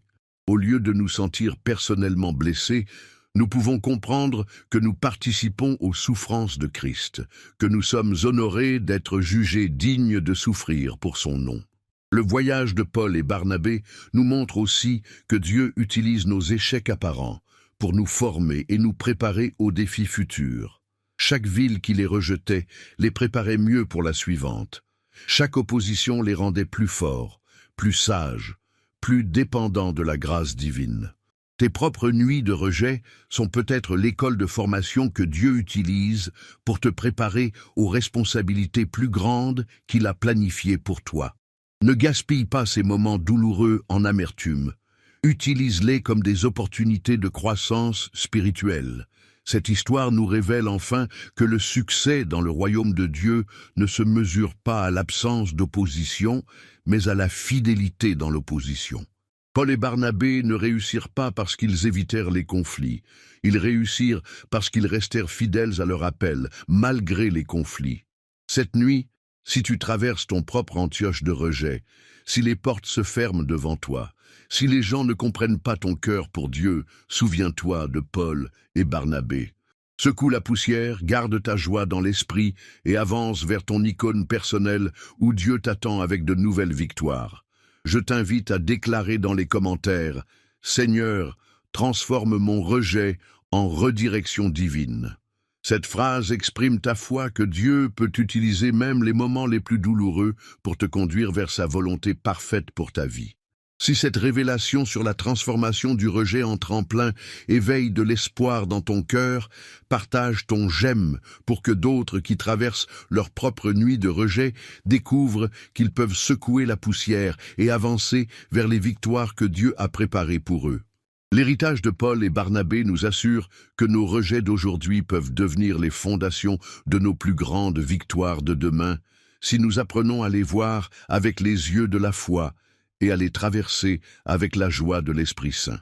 Néhémie et la reconstruction nocturne, quand Dieu restaure dans le secret de la nuit. Il existe un homme dans les Écritures qui a découvert que les plus grandes œuvres de reconstruction spirituelle s'accomplissent souvent dans le secret de la nuit, loin des regards curieux et des critiques destructrices. Cet homme s'appelait Néhémie, et son histoire révèle comment Dieu peut utiliser nos heures nocturnes non seulement pour nous restaurer personnellement, mais aussi pour nous donner la vision et la stratégie nécessaires à la restauration de tout ce qui semblait définitivement détruit dans nos vies.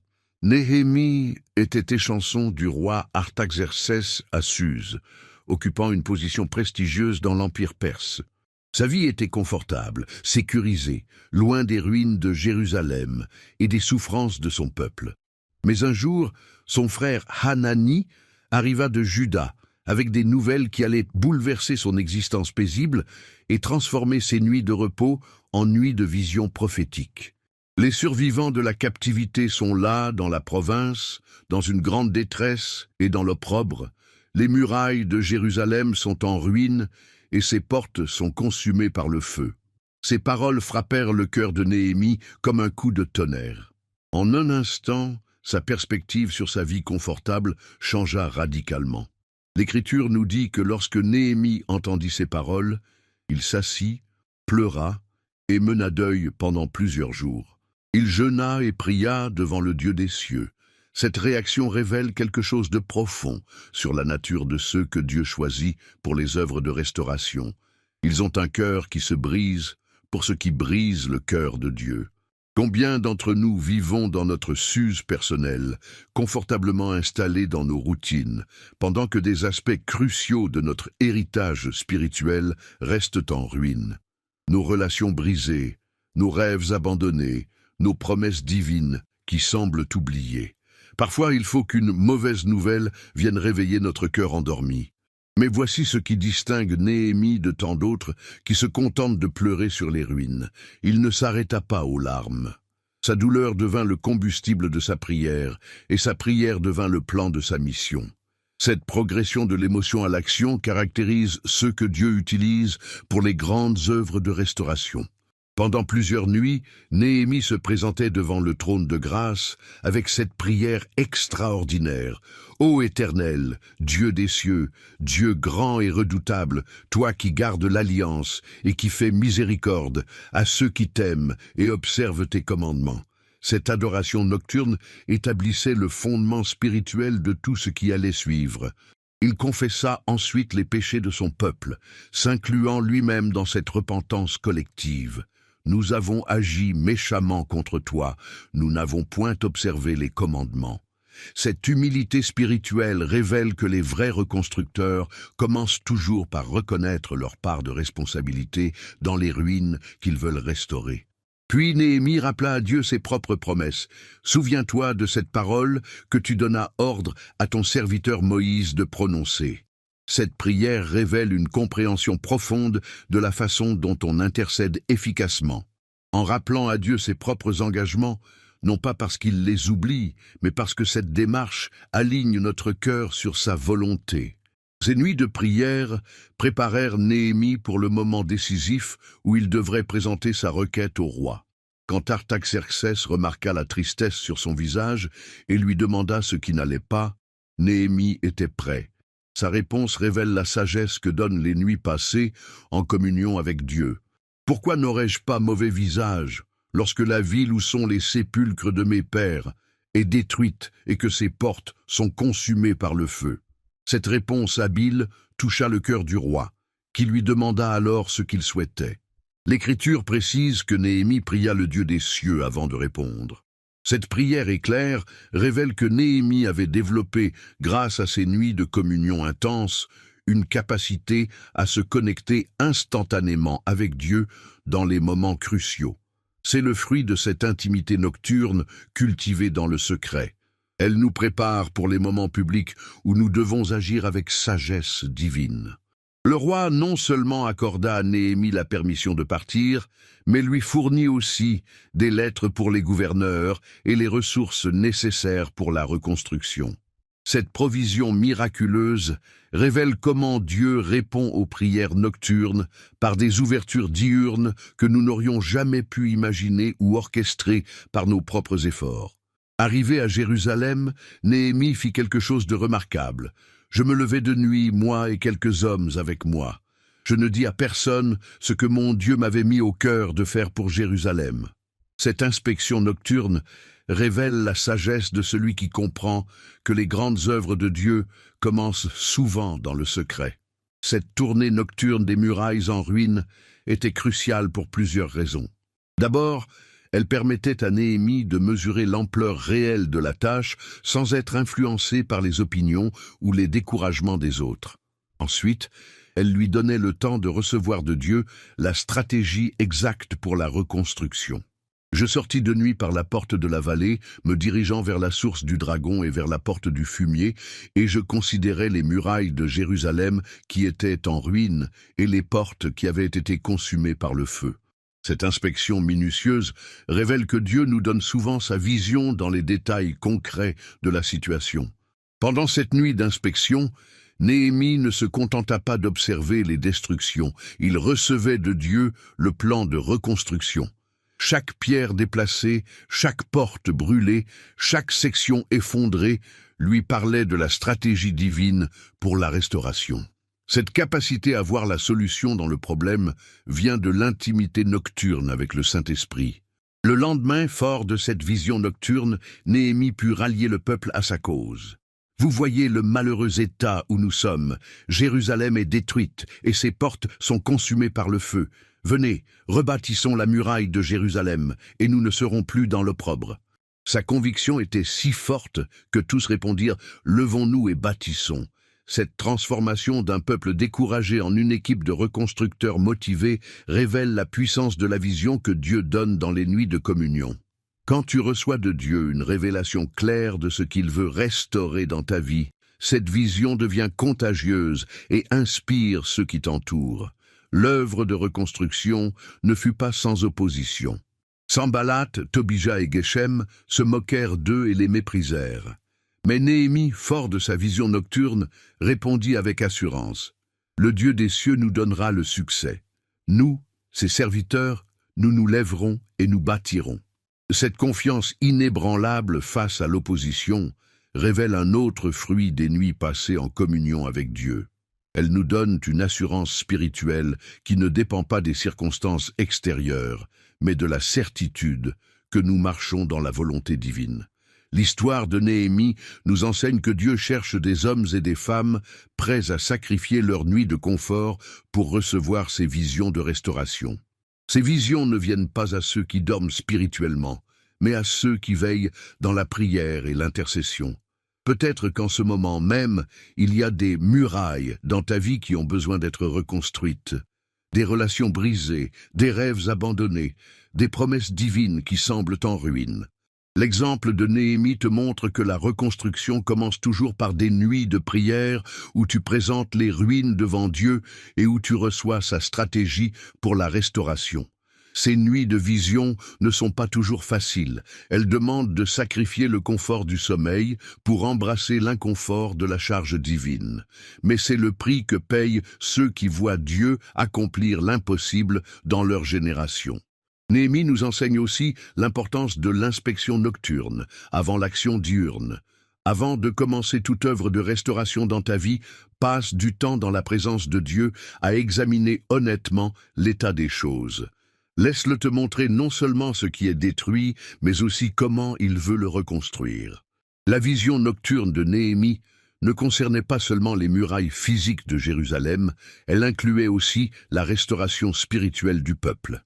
De même, quand Dieu te donne une vision de restauration, elle touche généralement plusieurs dimensions de ta vie, relationnelle, spirituelle, émotionnelle, parfois même matérielle. Cette nuit, si ton cœur se brise pour quelque chose qui est en ruine dans ta vie ou dans celle de tes proches, ne considère pas cette douleur comme une malédiction. Elle pourrait être l'appel de Dieu à devenir un Néhémie moderne, quelqu'un qu'il va utiliser pour une œuvre de reconstruction extraordinaire.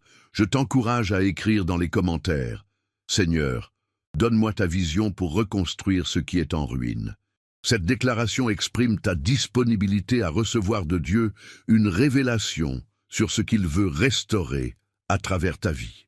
Si cette histoire d'espoir et de reconstruction éveille quelque chose dans ton esprit, partage ton j'aime pour que d'autres découvrent qu'ils peuvent être les instruments que Dieu utilise pour reconstruire ce qui semblait définitivement détruit. L'héritage de Néhémie nous assure que nos nuits de vision et de prière peuvent devenir les fondations des plus grandes œuvres de restauration que Dieu accomplira dans notre génération, si nous acceptons de payer le prix de l'intimité nocturne avec lui.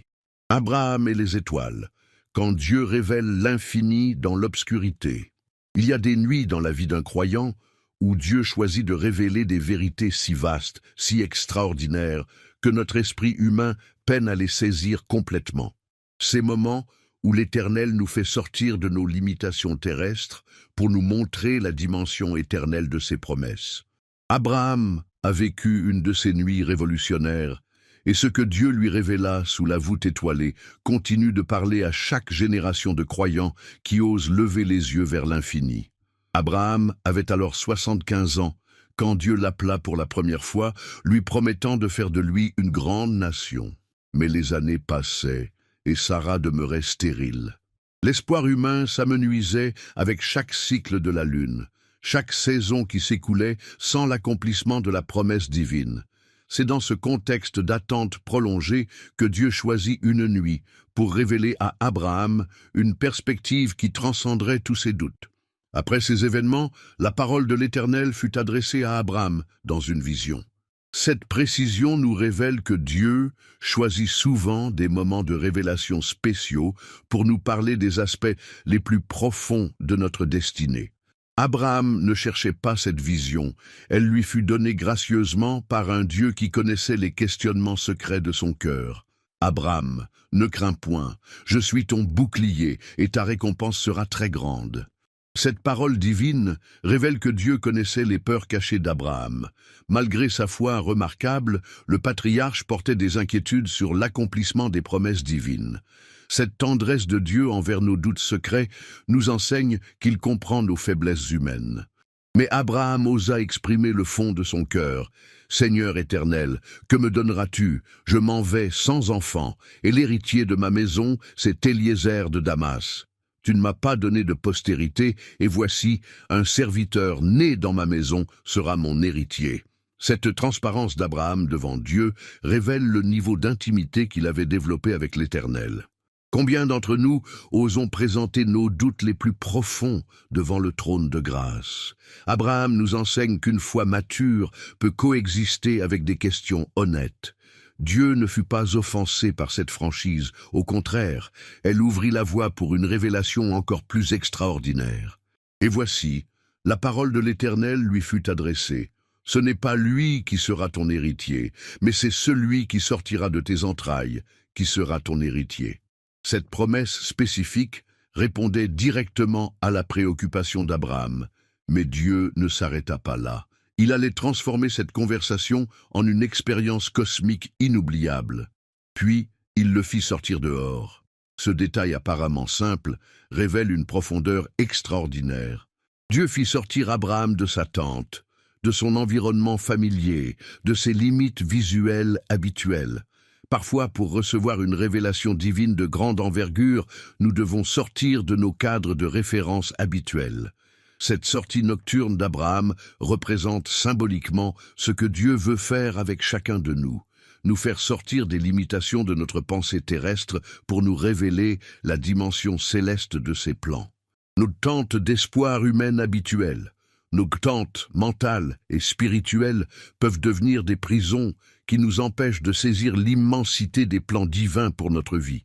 Et Dieu dit, « Regarde vers le ciel et compte les étoiles, si tu peux les compter. » Cette invitation divine révèle une pédagogie extraordinaire. Dieu ne donna pas immédiatement la promesse à Abraham, il lui fit d'abord lever les yeux vers l'infini. Cette méthode nous enseigne que pour saisir les promesses éternelles, nous devons d'abord élever notre regard au-dessus de nos circonstances terrestres limitées. Imagine Abraham dans cette nuit du désert, levant les yeux vers cette voûte céleste parsemée d'étoiles innombrables. Chaque point lumineux dans cette obscurité représentait une possibilité, une promesse, un aspect du plan divin qui dépassait sa compréhension humaine.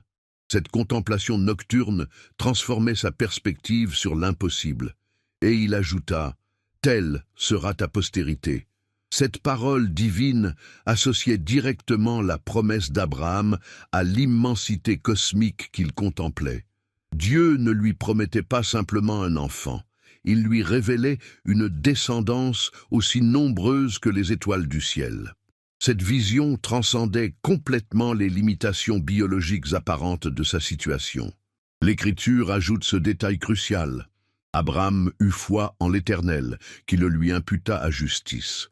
Cette foi d'Abraham ne se basait pas sur des preuves tangibles ou des probabilités humaines. Elle jaillissait de cette rencontre nocturne avec l'infini divin, de cette révélation que Dieu lui avait accordée sous les étoiles. Cette foi cosmique d'Abraham nous enseigne que nos nuits peuvent devenir des observatoires spirituels où Dieu nous révèle des aspects de notre destinée qui échappent complètement à notre logique diurne. Quand nous levons les yeux vers l'éternité dans l'obscurité de nos épreuves, nous pouvons recevoir des révélations qui transforment notre compréhension de ce que Dieu peut accomplir. La méthode divine utilisée avec Abraham révèle aussi l'importance de la contemplation nocturne dans notre vie spirituelle. Combien d'entre nous prenons le temps de sortir de nos tentes mentales pour contempler la grandeur de Dieu? Nos nuits sont souvent remplies de distractions technologiques qui nous empêchent de lever les yeux vers les merveilles célestes. Cette expérience d'Abraham sous les étoiles nous enseigne également que les promesses de Dieu ont souvent une dimension générationnelle qui dépasse notre existence terrestre. Quand Dieu nous appelle à la foi, il ne pense pas seulement à notre situation présente, il voit les générations futures qui bénéficieront de notre obéissance actuelle. La descendance spirituelle d'Abraham inclut aujourd'hui tous ceux qui marchent par la foi comme lui. Cette nuit où il contempla les étoiles a établi un modèle de foi qui continue d'inspirer les croyants des siècles plus tard. Nos propres nuits de révélation divine peuvent avoir des répercussions éternelles que nous ne soupçonnons même pas. L'association entre les étoiles et la postérité révèle aussi la nature lumineuse de l'héritage spirituel. Chaque descendant d'Abraham par la foi devient comme une étoile qui brille dans l'obscurité du monde, portant la lumière divine à sa génération. Cette métaphore nous encourage à voir notre propre témoignage comme une lumière céleste. Abraham nous enseigne que la foi véritable naît souvent dans ces moments nocturnes où Dieu nous fait sortir de nos limitations pour nous montrer ses possibilités infinies. Ces révélations ne viennent pas à ceux qui restent enfermés dans leurs préoccupations terrestres, mais à ceux qui acceptent l'invitation divine à contempler l'éternité. Cette nuit révélatrice dans la vie d'Abraham nous révèle aussi que Dieu utilise la beauté de sa création pour nous enseigner des vérités spirituelles profondes. Les étoiles qu'Abraham contemplait étaient à la fois un spectacle naturel magnifique et un livre prophétique ouvert sur son avenir surnaturel. La patience divine manifestée envers Abraham nous encourage également. Dieu ne se lassa pas des questions du patriarche, il y répondit par une révélation encore plus grandiose. Cette tendresse divine nous assure que nos propres questionnements peuvent devenir des tremplins vers des révélations extraordinaires. L'impact de cette nuit étoilée se prolongea tout au long de la vie d'Abraham. Chaque fois qu'il doutait, il pouvait se souvenir de cette vision nocturne où Dieu lui avait montré l'immensité de sa fidélité. Cette mémoire spirituelle l'aidait à persévérer dans l'attente de l'accomplissement des promesses divines. Cette histoire nous révèle aussi l'importance de préserver des moments de silence contemplatif dans nos nuits modernes. Dans notre époque de bruit constant et de stimulation permanente, nous avons perdu cette capacité à nous tenir en silence devant l'immensité divine pour recevoir des révélations qui peuvent transformer notre destinée. L'expérience d'Abraham nous enseigne enfin que les plus grandes promesses de Dieu se reçoivent souvent dans l'intimité nocturne, loin des foules et des distractions. C'est dans ces moments de solitude avec le Créateur que nous pouvons saisir des vérités qui échappent à l'entendement humain ordinaire. Cette nuit, quand tu lèveras les yeux vers le ciel étoilé, souviens-toi d'Abraham. Les mêmes étoiles qu'il contemplait brillent encore aujourd'hui, témoignant de la fidélité éternelle de celui qui fait des promesses impossibles et qui les accomplit selon sa parfaite volonté. Je t'encourage à déclarer dans les commentaires « Seigneur, révèle-moi ton infini comme tu l'as révélé à Abraham ». Cette phrase exprime ton désir de recevoir des révélations qui transcendent tes limitations humaines et qui ouvrent ton cœur aux possibilités infinies de la foi. Si cette révélation sur la vision nocturne d'Abraham allume quelque chose dans ton esprit, partage ton j'aime pour que d'autres découvrent qu'ils peuvent recevoir des visions cosmiques de leur destinée spirituelle. Ton geste peut être l'invitation que Dieu utilise pour faire sortir quelqu'un d'autre de sa tente mentale, vers la contemplation de l'infini divin. L'héritage d'Abraham nous promet que nos nuits de contemplation peuvent devenir des moments où l'éternité touche le temps, où l'impossible devient possible et où notre foi grandit à la mesure de l'immensité divine que nous acceptons de contempler dans l'obscurité transformatrice de sa présence. Pierre libéré de prison, quand les chaînes tombent, pendant ton sommeil. Il existe dans les Écritures une histoire si extraordinaire qu'elle défie toute logique humaine. Un récit qui révèle comment Dieu peut transformer tes nuits les plus désespérées en moments de libération surnaturelle. Cette histoire nous enseigne que pendant que tu dors dans la foi, les anges du Très-Haut peuvent briser toutes les chaînes qui t'emprisonnent et ouvrir toutes les portes que l'ennemi avait verrouillées contre toi. Pierre était emprisonné par le roi Hérode, qui venait de faire mourir Jacques, frère de Jean, par l'épée. Voyant que cela plaisait aux Juifs, Hérode décida de s'emparer aussi de Pierre pendant les jours des pains sans levain. Cette arrestation n'était pas le fruit du hasard. Elle s'inscrivait dans une stratégie délibérée de persécution contre l'Église naissante. L'Écriture nous dit qu'après l'avoir fait arrêter, Hérode le mit en prison et le fit garder par 4 escouades de 4 soldats chacune. 16 soldats pour surveiller un seul homme.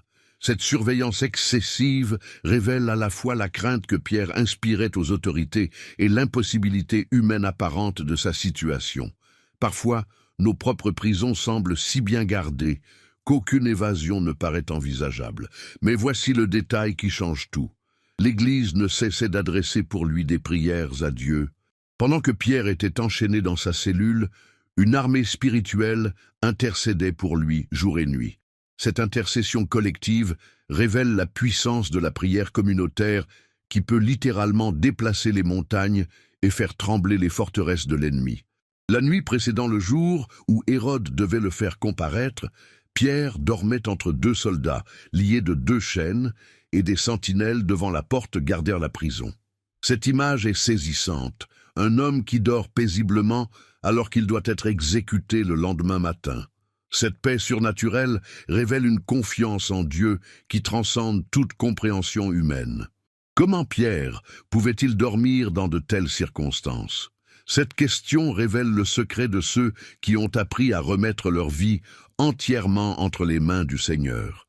Pierre avait développé cette capacité à faire confiance à Dieu, même quand tout semblait perdu, même quand la mort paraissait inévitable. Et voici qu'un ange du Seigneur survint, et une lumière brilla dans la prison. Cette intervention divine commença par la lumière, cette même lumière qui brille encore aujourd'hui dans nos propres ténèbres quand nous nous abandonnons complètement à la volonté divine. L'ange réveilla Pierre en le frappant au côté et dit « Lève-toi promptement !» Et les chaînes tombèrent de ses mains. Ce détail extraordinaire révèle que quand Dieu intervient, les liens qui nous paraissaient impossibles à briser tombent d'eux-mêmes. Les chaînes de la peur, de l'angoisse, de la dépression, de l'addiction peuvent tomber miraculeusement quand l'ange du Seigneur nous touche. L'ange lui dit « Mets ta ceinture et chausse tes sandales ». Et Pierre fit ainsi. L'ange lui dit encore « Enveloppe-toi de ton manteau et suis-moi ». Cette séquence révèle que même dans le miracle, Dieu nous demande notre participation. Pierre devait s'habiller et suivre l'ange. Il devait coopérer avec l'intervention divine. Pierre sortit et le suivit, ne sachant pas que ce qui se faisait par l'ange était réel, mais s'imaginant avoir une vision. Cette réaction nous enseigne que parfois, les interventions de Dieu dans notre vie sont si extraordinaires que nous avons du mal à croire qu'elles sont réelles. Nous pensons rêver quand Dieu accomplit l'impossible. Lorsqu'ils eurent passé la première garde puis la seconde, ils arrivèrent à la porte de fer qui mène à la ville et qui s'ouvrit d'elle-même devant eux. Cette progression révèle que la libération divine est souvent progressive. Chaque garde, chaque porte représente un niveau de libération que Dieu nous fait franchir étape par étape. Cette porte de fer qui s'ouvre d'elle-même symbolise ces obstacles dans notre vie qui nous paraissent infranchissables mais qui cèdent miraculeusement devant l'intervention divine. Les portes de fer de nos habitudes destructrices, de nos limitations mentales, de nos impossibilités apparentes peuvent s'ouvrir toutes seules quand l'ange de l'Éternel nous guide. Ils sortirent et s'avancèrent dans une rue, et aussitôt l'ange quitta Pierre. Cette séparation marque la fin de l'intervention miraculeuse directe, mais elle révèle aussi que Pierre était maintenant capable de continuer seul, fortifié par cette expérience surnaturelle. Pierre, revenu à lui, dit « Je vois maintenant d'une manière certaine que le Seigneur a envoyé son ange et qu'il m'a délivré de la main d'Hérode et de tout ce que le peuple juif attendait. » Cette prise de conscience révèle l'importance de reconnaître et de confesser les interventions divines dans notre vie. Après avoir réfléchi, il se dirigea vers la maison de Marie, mère de Jean surnommé Marc, où plusieurs personnes étaient réunies et priaient. Ce détail révèle que Pierre savait exactement où aller, vers ceux qui priaient pour lui. Cette sagesse nous enseigne l'importance de nous entourer de personnes qui intercèdent pour nous dans nos moments difficiles. Il frappa à la porte du vestibule, et une servante nommée Rhode s'approcha pour écouter. Elle reconnut la voix de Pierre, et, dans sa joie, au lieu d'ouvrir, elle courut annoncer que Pierre était devant la porte. Cette réaction humaine si touchante révèle que même ceux qui prient pour des miracles peuvent être surpris quand ils se produisent. Ils lui dirent « Tu es folle !» Mais elle affirma que la chose était ainsi, et ils dirent « C'est son ange !» Cette incrédulité initiale des croyants eux-mêmes nous enseigne que parfois nous prions pour des choses que nous avons du mal à croire possibles. Pourtant, Dieu peut accomplir exactement ce pourquoi nous intercédons. Cependant, Pierre continuait à frapper. Ils ouvrirent et furent étonnés de le voir. Cette persistance de Pierre révèle que même après un miracle, nous devons parfois persister pour que les autres reconnaissent l'œuvre de Dieu dans notre vie. Pierre, leur ayant fait signe de la main de se taire, leur raconta comment le Seigneur l'avait fait sortir de la prison. Cette narration révèle l'importance de témoigner des interventions divines, de partager avec d'autres les miracles que Dieu accomplit dans notre vie. L'histoire de Pierre nous enseigne plusieurs vérités puissantes sur la façon dont Dieu peut intervenir dans nos nuits les plus sombres. D'abord, elle révèle que nos situations les plus désespérées peuvent devenir les théâtres des plus grands miracles divins. Ensuite, elle nous montre l'importance de la prière collective. Pendant que Pierre était emprisonné, l'Église priait sans relâche. Cette intercession communautaire créait l'atmosphère spirituelle nécessaire pour l'intervention angélique. L'expérience de Pierre révèle aussi que Dieu peut nous donner une paix surnaturelle même dans les circonstances les plus terrifiantes. Cette capacité à dormir paisiblement quand tout semble perdu est l'un des fruits les plus précieux d'une foi mature. Cette histoire nous enseigne également que les interventions divines peuvent prendre des formes si extraordinaires qu'elles dépassent notre capacité à les comprendre immédiatement. Comme Pierre qui pensait avoir une vision, nous pouvons parfois avoir du mal à croire que Dieu accomplit vraiment l'impossible dans notre vie. La libération progressive de Pierre révèle aussi que Dieu nous fait souvent franchir nos obstacles étape par étape. Chaque garde passée, chaque porte ouverte représente une victoire partielle qui nous mène vers la libération totale. Cette nuit, si tu te sens emprisonné par des circonstances qui te paraissent impossibles à changer, souviens-toi de Pierre. Le même Dieu qui envoya son ange pour le libérer peut envoyer ses messagers célestes pour briser tes propres chaînes.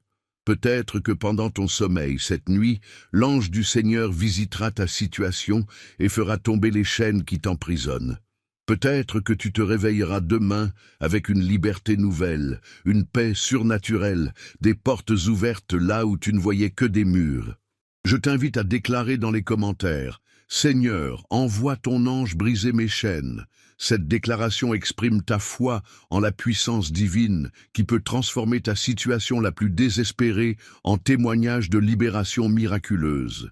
Si cette histoire d'espoir et de libération surnaturelle touche ton cœur, partage ton j'aime pour que d'autres prisonniers spirituels découvrent qu'ils peuvent être libérés par l'intervention angélique pendant leur sommeil.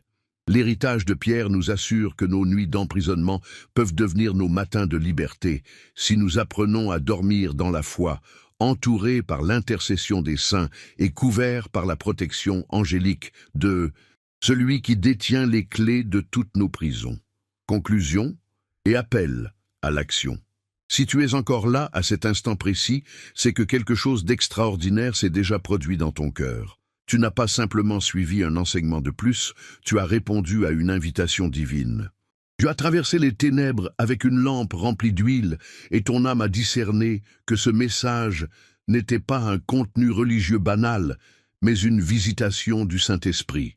Tu fais partie de cette minorité élue qui va jusqu'au bout, qui ne se contente pas d'émotions superficielles, mais qui cherche la profondeur de la révélation.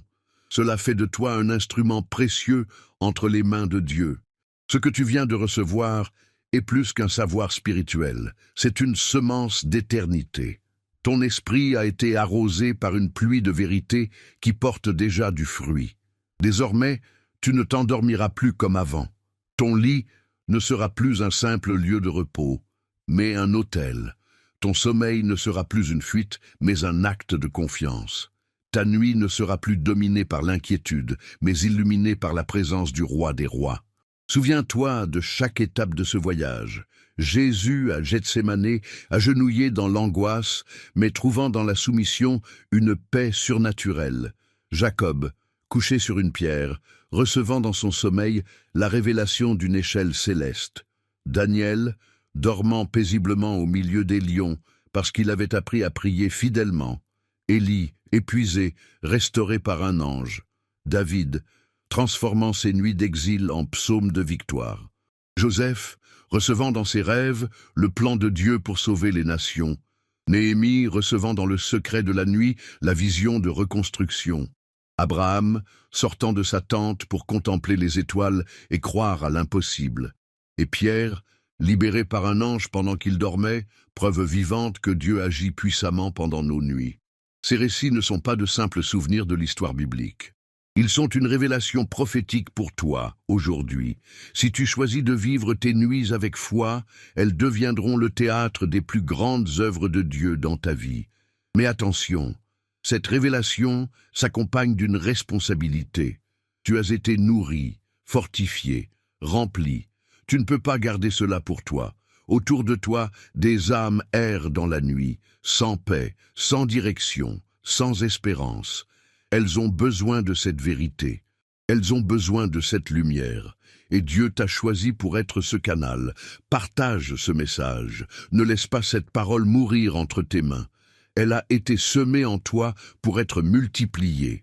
Chaque fois que tu la transmets, tu participes à une œuvre d'évangélisation silencieuse, mais puissante. Tu n'es pas seulement un auditeur, tu es maintenant un porteur de feu. Et si tu n'es pas encore abonné à cette chaîne, fais-le maintenant. Ce n'est pas une formalité technique, c'est un acte prophétique. C'est ta manière de dire « Seigneur, je choisis d'entrer dans une saison de croissance continue, de maturité spirituelle, de révélation constante. » Chaque nouvelle vidéo est un rendez-vous divin. Chaque enseignement est un pain céleste. Si tu es déjà abonné, je te bénis.